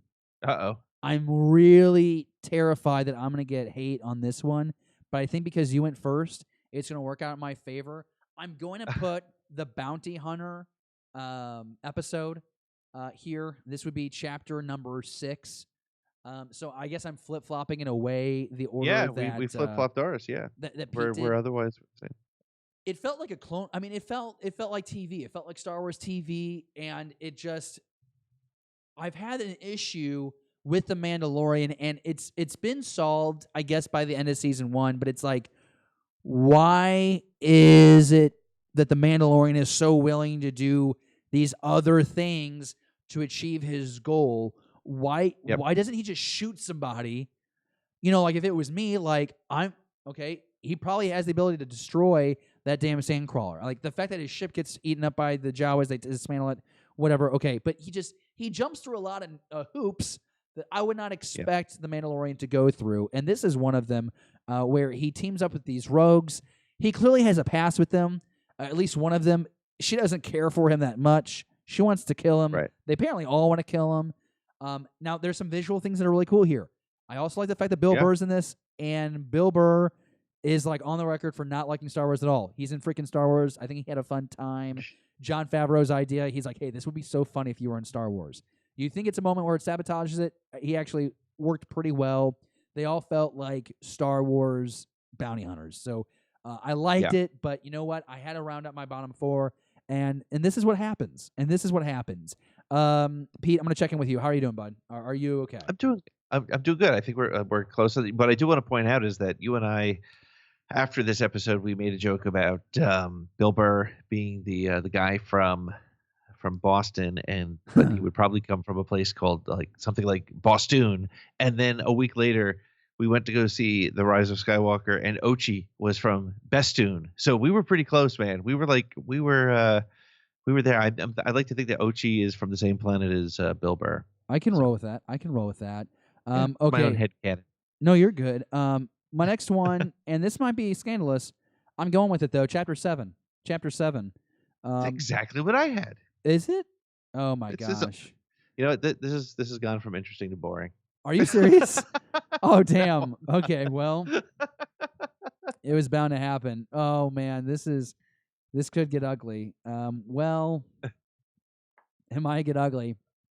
I think it's pretty obvious why you like Chapter 7. You get a lot of stormtroopers.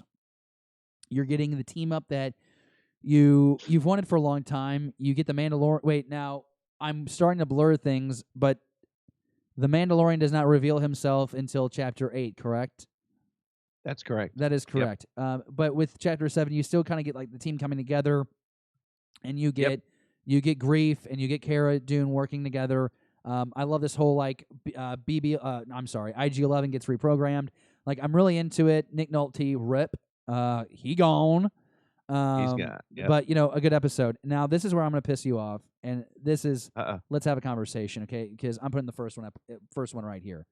And it's just because it's a great episode to get you into the series. Like, it's a great setup episode. Great pilot. Yep. It gets you into it. But I think it's, for me, easily forgotten, aside from the fact that, you get the child reveal at the end. That is what everyone takes away from that episode. And I guess people, I don't know if you call it groundbreaking. I guess it's memorable. Like, if you make a top 10 memorable moments of The Mandalorian Season 1, this is probably your number one moment, just because of the reaction on the internet. But what else happened? I mean, there's that cool sequence at the beginning where he kills that guy by slicing him with the door. Yep. But what else is there really? Then, of course, the next couple episodes lead to the fact that we kind of were frustrated that we didn't get Cara Dune soon enough. She kind of felt like she came on a little too late in the game. I'm not going to get into that conversation. I think it was just right, but that's just me. Okay, so that's Chapter 1. So that means we have to go. So your number 2 is? Oh, my God. You're going to hate me for this. Boom, Chapter 8. Let's get it. Let's freaking get into this, bad boys. People are going to call me crazy for this. People are going to say I'm ridiculous. Here's the thing.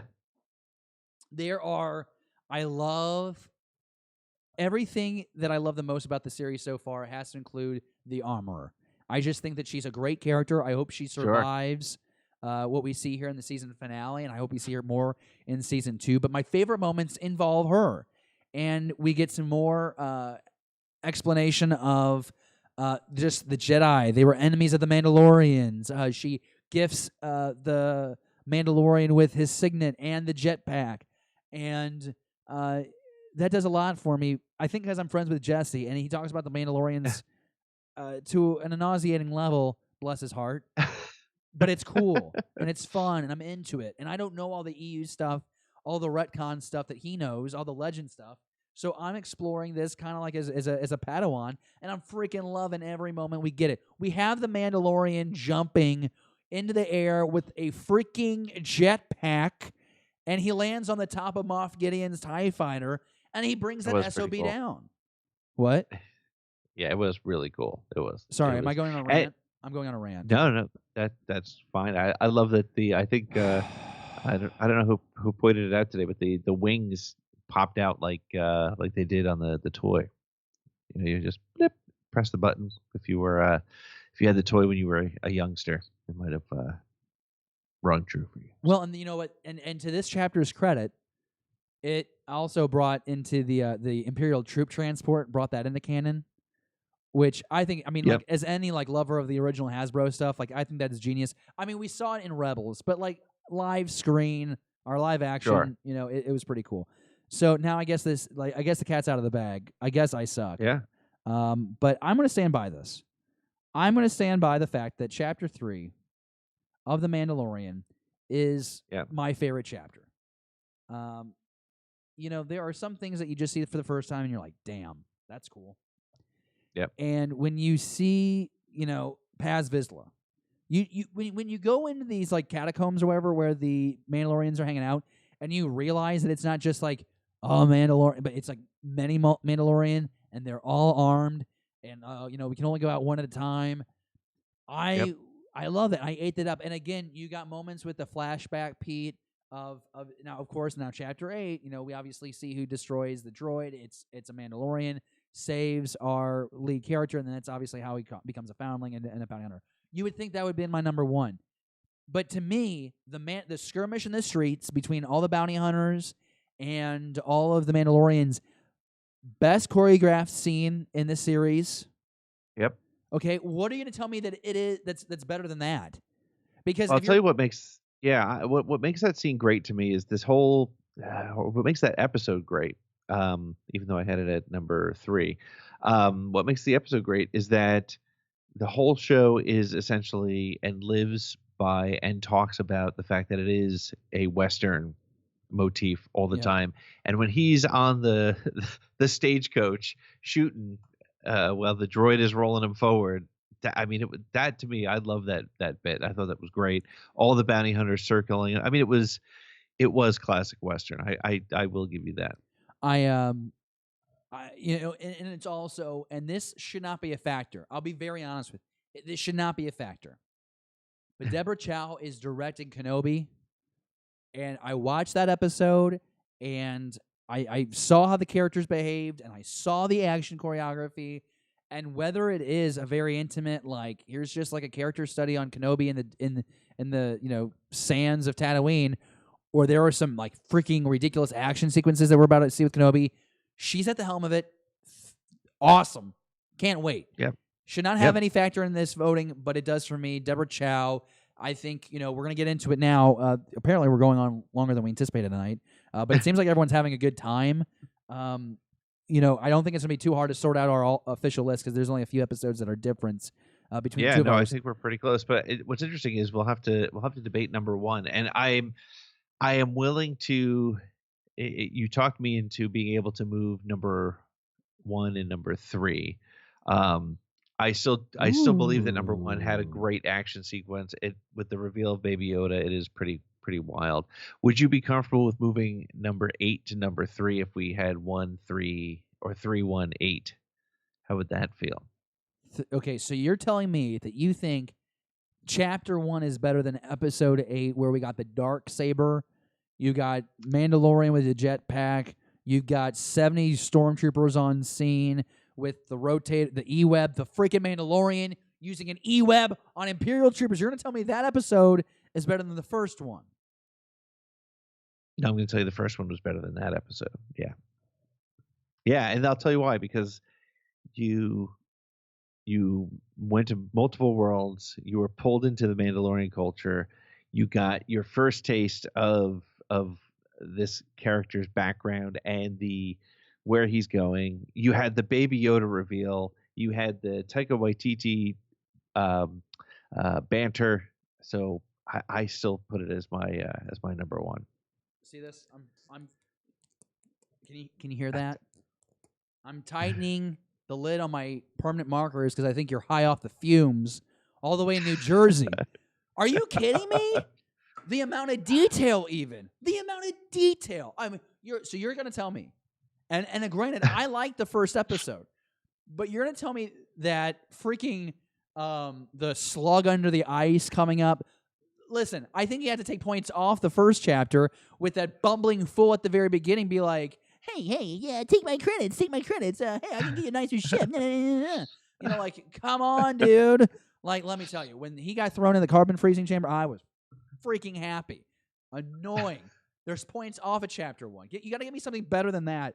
Give me something better than that. I mean, even the action sequence where you have the Mandalorian and IG-11 slaughtering the Trandoshan's. That is weak. What this episode had the introduction of Baby Yoda in the biggest shock in Star Wars since I Am Your Father.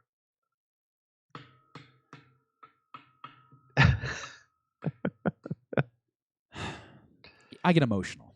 I get invested into these conversations. This is why I like Star Wars, because you have quantitative and qualitative data that you can feud over. And I think that we're all being very clear. We like all of these episodes. I think except for Chapter 5.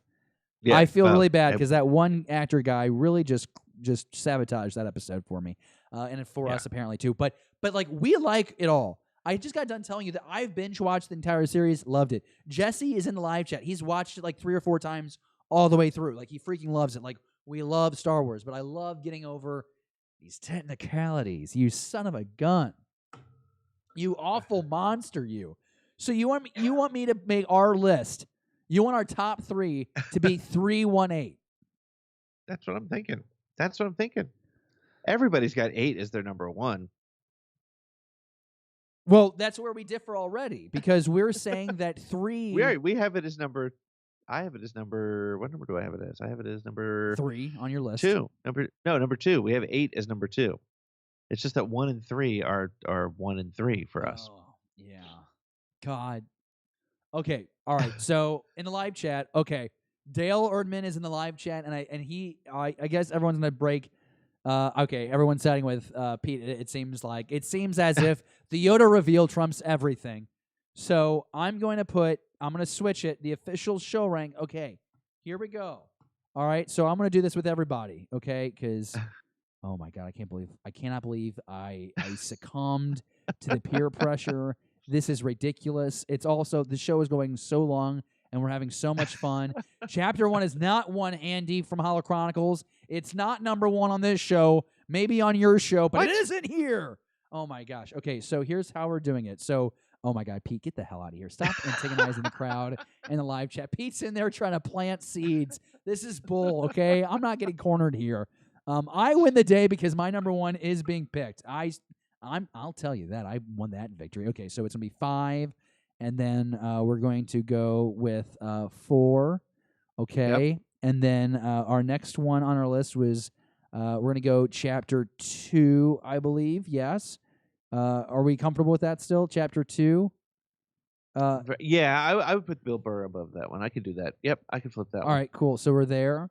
You mentioned Bill Burr. That's because he comes in at number 4 on our list. And then numbers. It comes in at number 5. Number 5. I'm sorry, yes, number 5. Number 6 is going to be Chapter 7. That, of course, being where we get Moff Gideon. Number 4. Okay, yeah, okay, I get it. I'm going in the wrong order, Pete. Thank you for clarifying. I'm just trying to clarify. I'm so tired of your crap. I just can't believe this. First off, peer pressure is a real thing, apparently. Even when you're 28 and you're making YouTube podcasts. With people, grown men on the other side of the country. Whatever. I'm not bitter. I'm an adult. No, clearly, you're fine. You're fine with this. Why my girlfriend does my laundry. Okay, I'm kidding. Our dryer broke.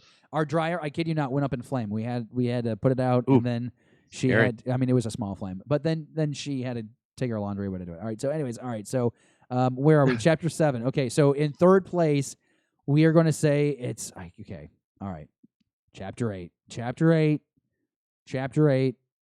In second place, in second place, we are going with Chapter 1. Okay. And then our favorite episode from The Mandalorian Season 1 here on Streaming Star Wars with Ammo and Fletzer. You're welcome, world, for fighting this so well. Chapter number 3. Because, honestly, this shot alone, there is a freaking skirmish on the planetary surface, and the ship is flying away, and then, like, the Mandalorian comes up, I can't remember, I think it was Paz. He's on the freaking jetpack, and Mandalorian's like, man, gotta get one of those. And then he freaking does. He does. Okay, sorry. Well, and the only reason I'm giving in on this and giving you 8 for number 1 is because it was the closure of character arcs. It was the acceptance of the role of a droid. It put humanity into the Mandalorian, and it introduced the dark saber. So, but I will say this: if you have episode number 8 and number 1, the first and the last, as the top 2 episodes of the series, I think that says a lot for how good the series is. It started strong and ended strong, and we were fairly consistent among the middle. So I think I'm very confident in this order. I'm glad you are, because I'm thinking that one of us is going to get ridicule, which I think is fine, right? I think that it's healthy that we get the ridicule, but at the same time, I'm really mad at myself for allowing myself to be beaten. I don't like the fact that I compromised on that one. But you know what? Here's what I've learned in my relationship. Yeah, but your number 1 became our number 1. Listen to my point. So, like that's such. It's like I'm the president of the United States all of a sudden. Listen to me. I don't get political. That's the only time I will. I promise.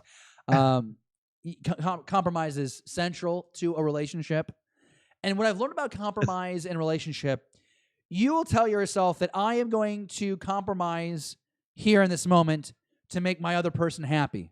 Okay, this one time, and then hopefully the fruits of my labor, I will be the one benefiting from the compromise the next time. As in my relationship with the woman that I cohabitate with, I will marry, create life with. I compromise with Pete often, and I'm always compromising. I'm the one that bends.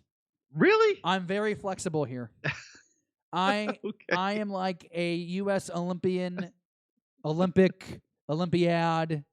gymnastic person, and I can't bend no more. I'm on the high beam, and if I try and bend anymore in this relationship, I will snap into half. I will be Darth Maul, and I will have to rise again with my anger and vengeance.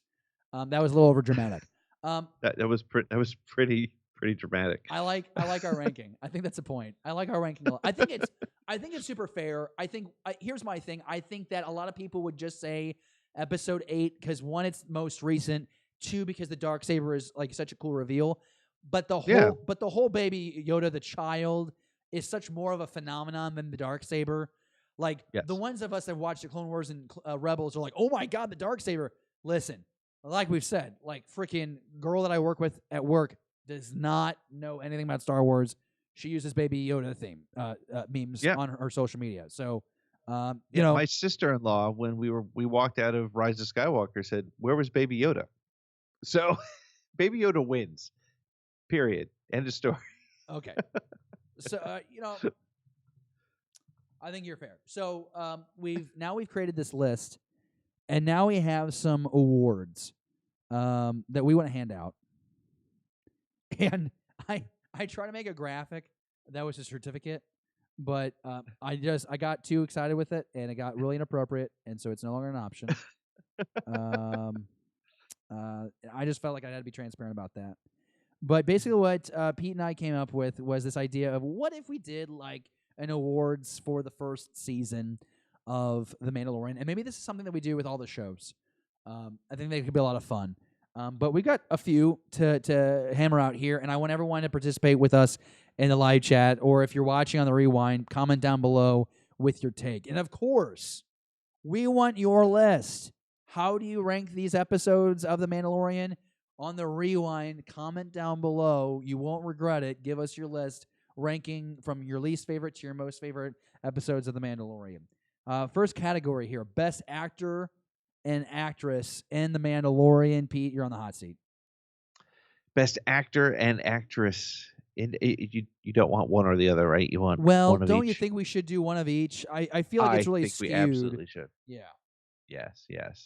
So I will say for best actor, I'm going to give it to Taika Waititi as Really? IG-11 because he put humanity in that robot. Are we disagreeing already on that? That's fine.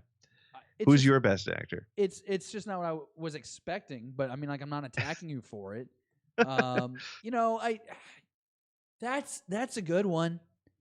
And honestly, Thank I think you. that's a character that we were so nervous about because it wasn't IG-88, it was IG-11. So it's like, all right, well, is this going to be like a comical droid? Is it, like IG-11 is still scary. Funny, Right. but scary. It's like what you wish that would have Yep. happened with the Trade Federation battle droids. They were scary looking, but they were clownish. My best acting performance, I'm going to go to Creel, Nick Nolte. All right, that's good. How is an Ugnaught the most quotable character in Star Wars in 2019?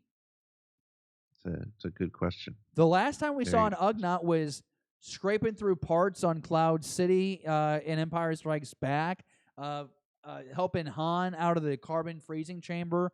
I mean, those things had no personality. Didn't even know they spoke basic because they were like when they shot like C-3PO, right? So Right. you took an Ugnaught and you made him, I have spoken. Right. Like, You simplified them. awesome. Just awesome. Yes. Okay, Pete, are you best actress? Best actress. You're gonna make me go first. I'll make you go first on this one. I'm gonna throw it back over to you. You know what? That's such a cop out. It's such a Pete Fletcher move.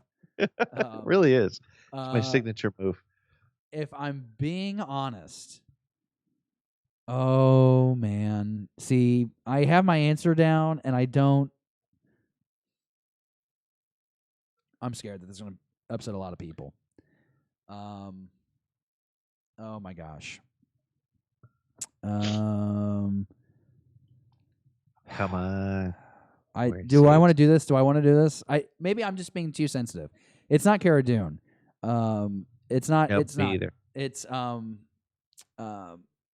Natalia Tennis character from Is he on? chapter 6 From the yep. about the blue Twi'lek. Yep. Um, That's a good call. I think that she was more. Like, I believe there was definitely a past there, and she was really bitter. And I believe the whole thing Yep. with her brother, I was into that. It worked really well. Yep. I just think it's not even close. But also, to be fair, there's not a whole lot of like. There's more female representation than other Star Wars stories, but there's not a lot Right. that like really stand out. Oh my gosh! What? Like, that's a good one, but how do we not say it's the arm? It's got to be the armorer, right?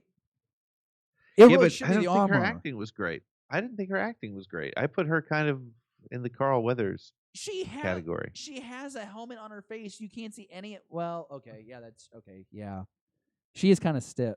She's the most badass character in the show.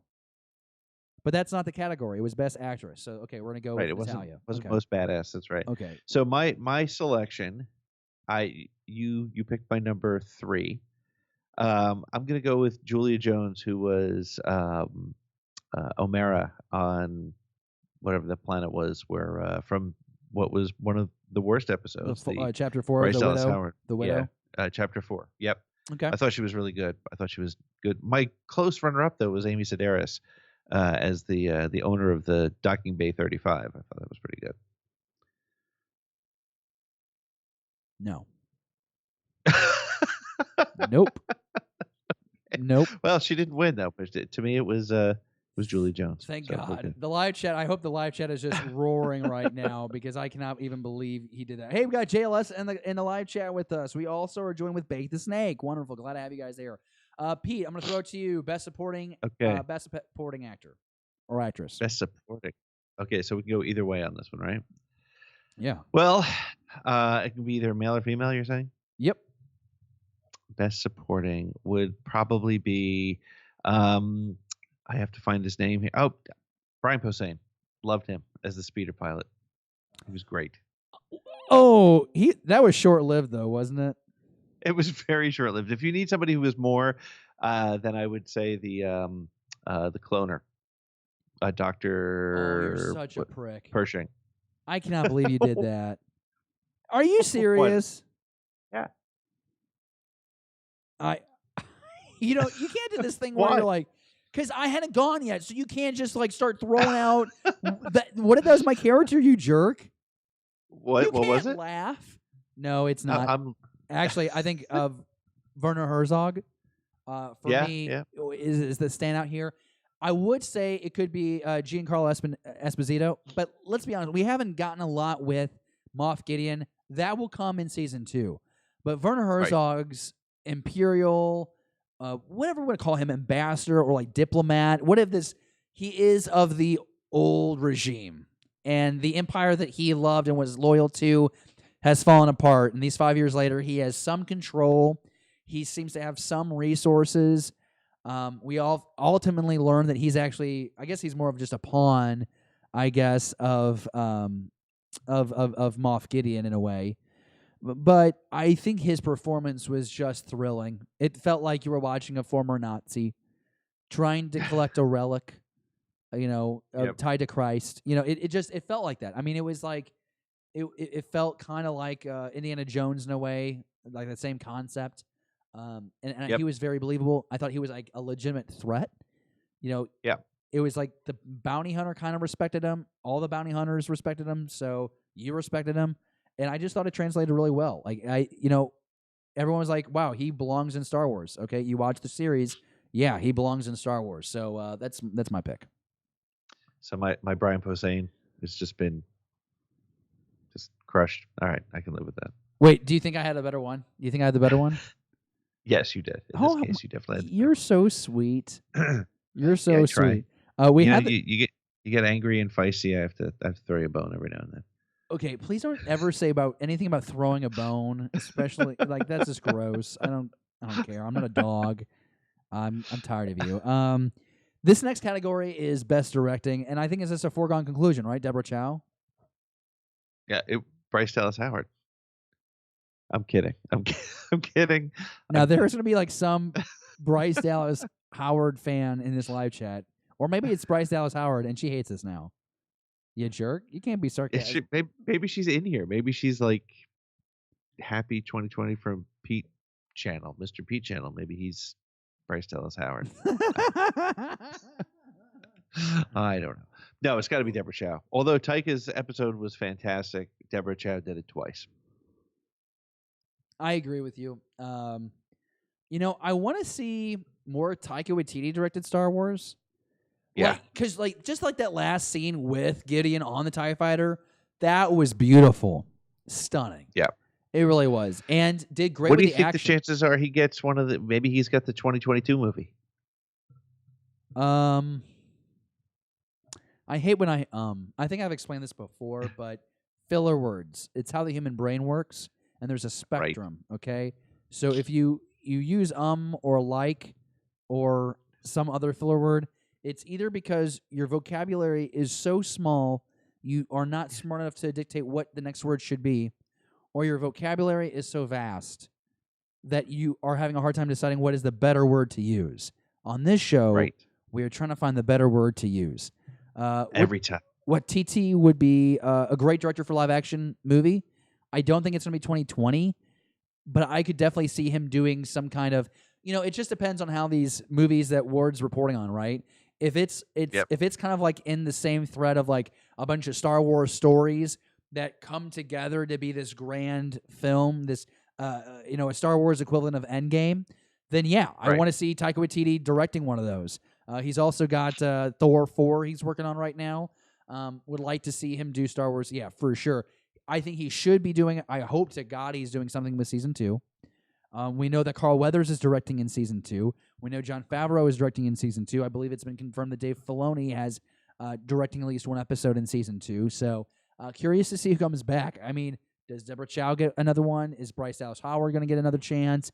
Is Bryce Dallas Howard getting moved to another project? Like I'm not sure what, but I'm excited about all of it. Sure. I mean, I love all of them. I mean, again, we had to have a least favorite. My least favorite episode on my list is a Dave Filoni directed episode, and I love Dave Filoni. Yep. Like, I'm a fan of his work. Love sounded a little strong. I corrected myself. Okay. All right. So what is the next category here on this Saturday night where we're talking about Star Wars? Oh, boy. Do I want to go first on this one? I think it's your turn. Most memorable quote. I'm going for it. This is the way. Yeah. Is it most memorable quote? Is that the way we're putting it? Yeah, but see now here, I said this is the way. You can easily go I have spoken, and I think you have a very legitimate case. My favorite quote though is I can take you in warm, I can take you in cold. That's your favorite, but is that the most memorable? If you have Is it all 8 most episodes, what's the most well, I memorable? mean, I think yeah, if most memorable, first one I say most is I've spoken. If I'm being honest, I say I've spoken, but that's probably because I have 2 children in my house, and I often have to say, I said do this, I've spoken. Well, So so far the live chat agrees. Dale is on your side. I got Jesse on my side with this is the way. Hala Chronicles says I can bring you in warm, I can bring you in cold. So that doesn't count, Andy. Try harder. Maybe listen to the conversation. Oh my! I don't know. gosh. I'm gonna. Well, this is unlike our definitive list. We can have differing opinions here, and I'm gonna stick with I can bring you in warm, or I can bring you in cold as my favorite line from the series. This is the way is the best quote. It's all up for interpretation. I mean, and that's the point. But Yeah. they are all. I mean, it's nice that They're there all are great, several yeah. lines that stand out to you. And when I say you, it stands out to us. Yep. I'm sure if I go and watch, I might binge watch some of those episodes again tonight. I'm sure there's more, clever lines. But I think this is the way, or I have spoken. Those are the two that everyone's kind of, They're running associated with the shows. They're associated with the show more so, I think. So Coolest new sound effect. Your turn. coolest new sound effect is any sound that Baby Yoda made. Wow. I think I want to go with the Mandalorian's rifle that disintegrates Jawas. Oh yeah, that was pretty cool. Like how sweet. But Baby Yoda's good. Yeah, I'm tired of this crap though. That Baby Yoda wins every category, and He hasn't won anything yet. He shouldn't. I feel like anything you ask about the Mandalorian, it's like Yoda. So like, what's the best part of the series? Baby Yoda. Well, what's the worst? Baby Yoda. Like it can be the best thing. It can be the worst thing. It's like it's the answer to everything. It's like 2 + 2 = 4. The best thing about it, Mandalorian. The baby child. The child, Baby Yoda. I don't know. I'm really tired of Baby Yoda though. I really wish we would start calling. You are? Well, I just wish we would call it the child. Because the Baby Yoda thing, I think is confusing, and that's just me being nitpicky. So your favorite sound, you're going to stick with Baby Yoda? I am. Yeah. Okay. Best kill in the series. On the sound effects, the problem is there were so many sound effects that we've heard before. We did our little our little mouse droid competition a couple weeks ago. So is that how you heard? It's See, more like, if I don't know. If you had brought that last time, you might have won. You're so full of crap. I don't like the man that comes out when he's drinking whiskey. I'm not a fan. He's verbally abusive. I'm a feisty one, as EV99 might say. You're not feisty. You're one. a jerk. There's a clear difference. When you drink, you're a monster. No. I'm trying to think of the other sounds. I think like the Razor Crest makes a cool sound. I mean, they're little things. Yeah. Honestly, the ding of a shot going off Beskar is pretty cool too. Those kind of things. I like just like the little sounds that IG-11 makes when his face pieces rotate. Yeah, I mean, like his eye sockets are moving around and stuff. Yeah, that's true. So I can go into that. All right, so next on. So again, just to refresh, we've done best actor, actress, best supporting role, best directing, most memorable quote, coolest sound effect, new sound effect rather, best kill.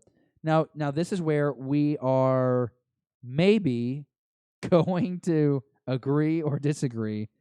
Most likely to be most choices. most likely to be most improved upon. That's the name of this category. I'm not joking. It's right here. Most likely to be most. Wait, we forgot to do best kill. Oh wait. Oh, we did. I sidetracked us on the sound I'm effect sorry. Yeah, best kill. I'm taking the episode 1 kill where the guy is killed and cut in half with a door. Still the best one. That's a good one. Still the best My one. favorite Jesse's got it on here when the armor throws the stormtrooper into the smelting pit. Is pretty brutal as Oh well. man, that could be good. Yeah. Daniel's hot topic in the live chat. The best kill in the series is when Mando blew that ship up in space. Yeah, I like that because right, guys, like I can take you in warm or I can take you cold. He throws back his That's thrusters, my kills him. And, yeah, that's my line. Thanks for finishing my sentence, Pete. That was good. Why I'm here. We're in sync. Close like that. We're in sync. It's like we're synced up. You know, another tangent because everybody. This I think is why we watch Streaming Star Wars with Ammo and Fletcher. Another tangent. I didn't know what syncing up meant when it came to a group of women until college. Jeez. I'm talking. Her name's Olivia. I doubt she watches this, so it's gonna be fine. Drop dead gorgeous, and she's a good friend of mine and Mandy's, and we went to college together, and you know the girls all lived in this apartment together. It was like 4 bedrooms and this really nice kitchen and living room, and one of them they're just all so crabby. They were all so unpleasant to be around one time, and I just was like, why? And they're like, well, we're all synced up. I'm like, what does that mean? Like, you guys hit rage mode on the same day? Like, do women just have like a conference where it's like, on this day, we're just gonna rage? And it's like, no, like we're all on our periods. I'm like, oh my god, that is gross but funny. Like, that's almost like revenge. It's like their day's going bad, and they want empathy from someone else, and they're not gonna get it. You know why? Because they're in the same bad predicament. All right, so we're going back to this thing. I like my kill. I think my kill was good. But I do think that you have a very good point, and you're getting some love in the live chat about the smelter. Yes.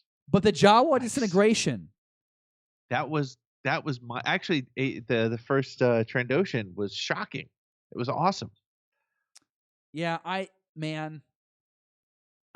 just think I love that first kill in the chapter 1 because it immediately showed you that this was going to be a grittier Star Wars adventure. Yes.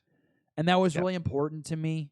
I didn't watch Resistance. It to me, Rebels was one of those shows where like you got the younger fans, but you got the OT crew as well. The Resistance I felt was really just for those kids, which is fine. You know, that's fine. Yeah. But I thought it was great. Yeah, but the disintegration, I think we're both wrong on this one. I think the disintegration is probably the best kill because of the myth the myth behind it all, and then finally seeing it. You know, Vader said no disintegration of Boba Fett in Empire. Now we know. That was awesome. Oh wait, that was a good callback. We missed another one. Are you okay? Are you crying? Yeah, no, I'm just very sad with my. No, I'm just kidding. I'm a little bit stuffed up for some reason. I don't know why. We did mention the incinerator trooper in episode 8, right? Yes, that's true. That was a pretty good one. But did he kill anybody? No. I don't think he did. I think he didn't, right? Because Yoda did the force. The child did the force thing. Oh my god! Yeah. I'm so glad we could work on this together. That's really good. All right, so here we go. This is the last topic. Most likely to be most improved upon. It's got to be Gina Carano. Yep. I love her, but I feel like she mumbles her way through most episodes. She's ass kicking and she's beautiful and she's talented, but she's just not. I don't love the way she delivers her lines at all. I've said this before, and I don't know if it's the best explanation, but that's all I know. It's like if you are in like church or a very important meeting and someone leans over and just goes, "That's what she said." Like, it's the most inappropriate moment to be. I feel like that's how she says every line. She's like, I don't think I'm supposed to. I don't want to spend my time defending this city with you, but I'm going to do it. Or, you know, I already live on this planet, so you're going to have to go find another one. It all kind of feels like that. You're getting a lot of hate right now in the live chat. I know. You know what? I wouldn't tell it to her face because I'm too kind. And she would kick my ass. But I want to see her acting ability grow, and I think with like Jon Favreau and Filoni there, like I think that they can work with her on that, and I think that you have a really solid opinion there. I think she's going to be a lot more of an integral role for the season 2, and I look forward to seeing what she accomplishes. Here's my question: is this category limited to just on-screen characters? Yeah, go ahead. I would go for wherever you're going with that. I think you've already mentioned Gina, which I think we all agree on. At least you and I do. I want to see Dave Filoni really elevate his game. What has he learned with season 1 and season 2, or I'm sorry, episodes 1 and 5 of The Mandalorian? You know, he was given the keys to kick it off. He did well. I mean, 1 was in our top 3. Right. Chapter 5, a lot felt hit and miss. And, you know, I could be wrong, and I'm not trying to make excuses, but maybe the guy does have a lot on his plate right now with, I don't know, Clone Wars, everything else he's overseeing. This Project Luminous thing seems to be a really big freaking deal that he probably has some hand in knowing how everything works with them. And with them, I mean Lucasfilm. So I want to see Dave Filoni take what he's learned through revisiting Clone Wars, doing chapters 1 and chapter 5 of The Mandalorian, come back here in season 2, and give us just the best ass-kicking episode of season 2. I really want it to be great. I look forward to what Favreau's going to do, but I think that as much as this is an opportunity to tell new Star Wars, it's also an idea to show you the talent that I think Lucasfilm is considering for more Star Wars projects. Let's get Dave Filoni as many reps as we can and get some more Star Wars out of that guy because I think he's great. Yeah, I'd agree. I think, though, I think we need to be realistic, and this just might not be his area of expertise. We'll see.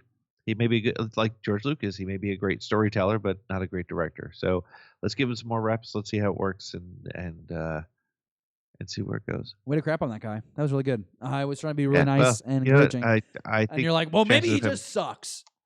Well, there goes all the chances we had of getting him on the show. God, I would literally, I would take a hammer to my hand to get Dave Filoni on this show. Then let me explain what I just said. I would take a hammer to your hand to get Dave Filoni on the You're a show. jerk.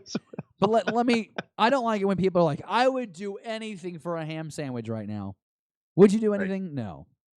But to get Dave Probably Filoni, not I would take a hammer to the hand. But I get to make the hit. That might be better. I don't know. That would actually be more depressing. I don't know. Hey, I think that was like a lot of fun. This is a lot longer of an episode than we normally do for streaming Star Wars. But I love it, and I think Pete. I mean, kind of wrapping this whole thing up. We'll take another look in the live chat. If anyone has if you have a question or a topic that you want us to discuss before we wrap it up tonight on streaming Star Wars with Ammo and Fletzer, be sure you comment down in live chat or comment on the rewind. We'll go grab those questions and we can bring them in for next show. But we got still a great, fun, active crew with us in the live chat. So go ahead and type those into us, and we'll read some stuff on air. Jesse Buck wants a sledgehammer to my hand. I don't know if you knew this, Pete, but Beyond the Blasters is now looking for a new co-host. And really? we need someone that knows Mandalorian and expanded universe knowledge. I couldn't even get through that. I can't even get through that without laughing. Jesse, I love you. We are not just talking about The Mandalorian, and we're not just going to be talking about the show of the day. We want to give a holistic view of Star Wars on Disney Plus. It's a new platform. There's a lot going on, and we want to be your one-stop shop. And because we can talk about movie news on Beyond the Blast Doors, we can introduce you to really intriguing people in the Star Wars community on Pete's show. But on this show, we want to give you nuts and bolts about Disney Plus content, of course, our opinions. Pete, I mean, dude, if we're going to go an hour and a half, hour 40 on that, I mean, this is the way to do it, man. We've talked about the Clone Wars, talked about the Rebels. Is there something that we could have done better? I mean, not that we could have done, but what could I have done better? What could I have done to make you happier? Because you look miserable right now. No, I'm not miserable. I will admit I'm a little tired. It is after midnight on the East Coast, but that's fine. We're talking Star Wars. I couldn't be happier. No, I think this is good, and I think you brought up an interesting and important point. That is that this show is not going to be just recapping Clone Wars episode whatever, or Mandalorian this and that. It's going to be everything that's coming to us in this phenomenal streaming service that we have with Disney Plus. And hey, I wouldn't be averse to us getting into conversations about any, sort of even historic content that appears there. So, but this has been a lot of fun actually to dig deep into the end of The Mandalorian and sort of give our sort of last thoughts on it before we go into the rumors and things that I'm sure which will start swirling over the summer as we get closer to season 2. Okay. That was good. Well done, Donkey. Well do. That's the one Shrek reference you'll ever get on this show. Streaming Shrek. Yeah, streaming Shrek. I'm very appreciative of the folks that make us part of their weekly routine. Absolutely. This is a show that, we definitely rely on just the strength of conversation. We try and ground it in fact, and then we try and give an opinion. We have certain things that we try and hit with our conversation. We don't script it, but we have kind of a direction here. And I love seeing the familiar names in the live chat every week, but I love seeing the new ones every week, and there are new ones every week. We started off this show bringing in cool guests, and there's going to be more of that in the very near future. But this is not, what drives this show is the conversation between us, not just Pete and I, you watching, you listening. And we want you to be part of that experience. And the best way to do that really is to join us on the live show. So, as always, we always plan for Friday night, 10 p.m. Eastern, 9 p.m. Central. Sometimes that does change. For example, Pete right now is not in bed with his lovely wife. He should be there, but he's not. Sometimes he has to go on family trips. Sometimes I have to go on a trip or work comes up. So we move that around. But usually this is the time and location where you can find us. And, of course, you can find him on Around the Galaxy, the audio version, the next day. Always follow us on Twitter at StreamingSW. Pete, after this episode, I'm going to post our ranking and let everybody else vote on it. I'm not sure how that's going to look. Apparently, Andy over at Hollow Chronicles has already put out a tweet that is basically undermining – I'm going to put us on camera – basically undermining everything that we've done here. The tweet is, I'm going to read it because he's a jerk, and I want everyone to go vote because I like him a lot. Which Mandalorian episode was better in your opinion? What do you think the two chapters that he chose? Let me tell you the two chapters he chose, Pete. Since you've already retweeted it from our account. Yes. Chapter 1 and Chapter 8. Now, I think it's convenient that he would be putting Chapter 1 and Chapter 8 together. And why do you think that is, Pete? I'll tell you why. Because those were the two chapters that we debated were for the number one spot. And our show, we will stand by. We will stand by our vote, our rank. And what was our rank? That chapter 3 was the best. We had, where's our ranks? It was chapter 3. Chapter 3 chapter is 3 was the number best. 1. So you'll notice that chapter 3 is not even mentioned in this poll. Well, no, it was not. No, it was not. But we've decided as a team that 3 is number 1. And he's undermining us. By the way, our guest tomorrow on Beyond the Blast Doors, 11 a.m. Central, Andy with Hollow Chronicles will be joining us, doing a deep dive into his Star Wars collection, and really, really, really excited to have him joining us. Oh, that's cool. I wish it was that convenient. Beat the crap out of him. You could probably expect it not to happen now at this point. I feel really bad. Okay, so I got to lower my voice because it was 11:23, and I'm pretty sure I'm pissing off my tenant below me. I live on top of her. Not directly. There's a floor. But no, I do need to get Andy on the show. He either hates me right now or loves me. Let's go in the live chat and find out. Okay, so oh my gosh. I love how people are saying goodbye. It's like, we're not done yet. Yeah. Like, no, we're done. We've had it with you guys. Pete's like, I'm done. I asked everybody if they had anything that they wanted to say. Daniel wants to talk about the Darksaber and Moff Gideon. We did that last episode, so I definitely would encourage you to check out last week's episode. But yeah, there is speculation how the hell he got it. How did he get the Darksaber? What is he going to do with the Darksaber? I think we're all very interested to see what happens in Season 2. What if he kills Ahsoka on live screen with the Darksaber? Highly doubt Ahsoka comes in live action in the series, but hey, it could happen. And if you don't know what I'm talking about, go back to the beginning of this episode where Pete has this great idea of how Rebels spin-off series and The Mandalorian, because the timeline works out, they could connect in some ways. So go check that out. Here, Pete, what kind of collectibles toys would you like to see made for this show, aside from the child merchandise? I need to get myself a Razor Crest or two. I think that'd be kind of cool again. Maybe a Razor Crest Lego set would be phenomenal. Wouldn't it, though? That would be great. J-Boy, I would buy that tomorrow. He was on Beyond the Blast Doors a few weeks ago, and I'm going to have him back on to do another interview, but specifically because of his model he did. he has an incredible Razor Crest, and he wants to make a few tweaks to it now that he's seen it in action a little bit more on the Right. show. But yeah, he really check that out. I have that linked on our website, I believe, over at Beyond the Blast Doors. There's a lot of new Mando pops coming out and some different Jedi Black series. Cool. Yes, there are. I don't know. I think I'm gonna get the Incinerator Trooper. He's cool. I think. Hey, Pete, can I ask you? And this can be the last thing that we talk about because I think we need to wrap this up. I think Pete just texted me telling me to wrap this thing up. Am I going to get text in 3, 2, 1? Oh, I didn't get a text. Okay, so this last thing. Should I open up my Black Series figures and display them, or should I leave them in the box? This is how we're going to end the show.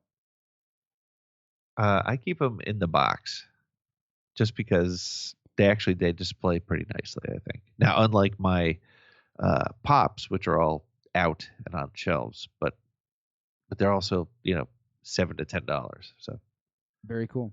All right. Well, hey, guys. Streaming Star was Ammo and Fletcher, an extended edition here on a Saturday night. Really appreciate everyone joining. Pete, anything that you need to get out there?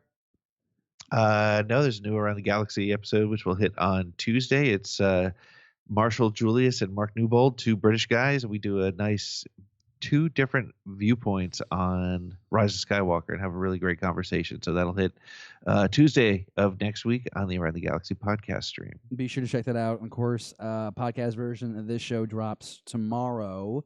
Beyond the Blast Doors will be live tomorrow. I did part 1 of a spoiler review of the Rise of Skywalker, and I basically just went down the list of characters, what I liked and what I didn't like. And this one, I think, is going to be more around events that happened in the Rise of Skywalker. So we'll be taking a look at that.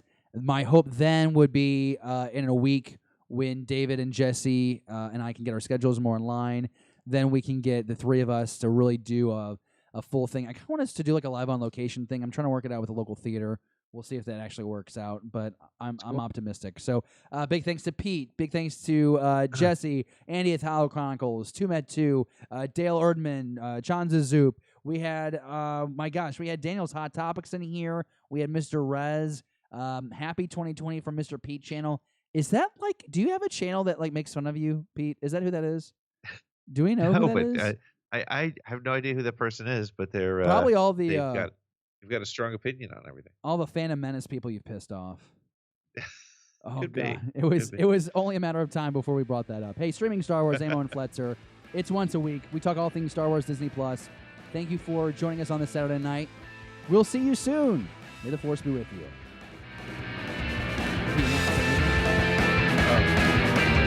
See ya.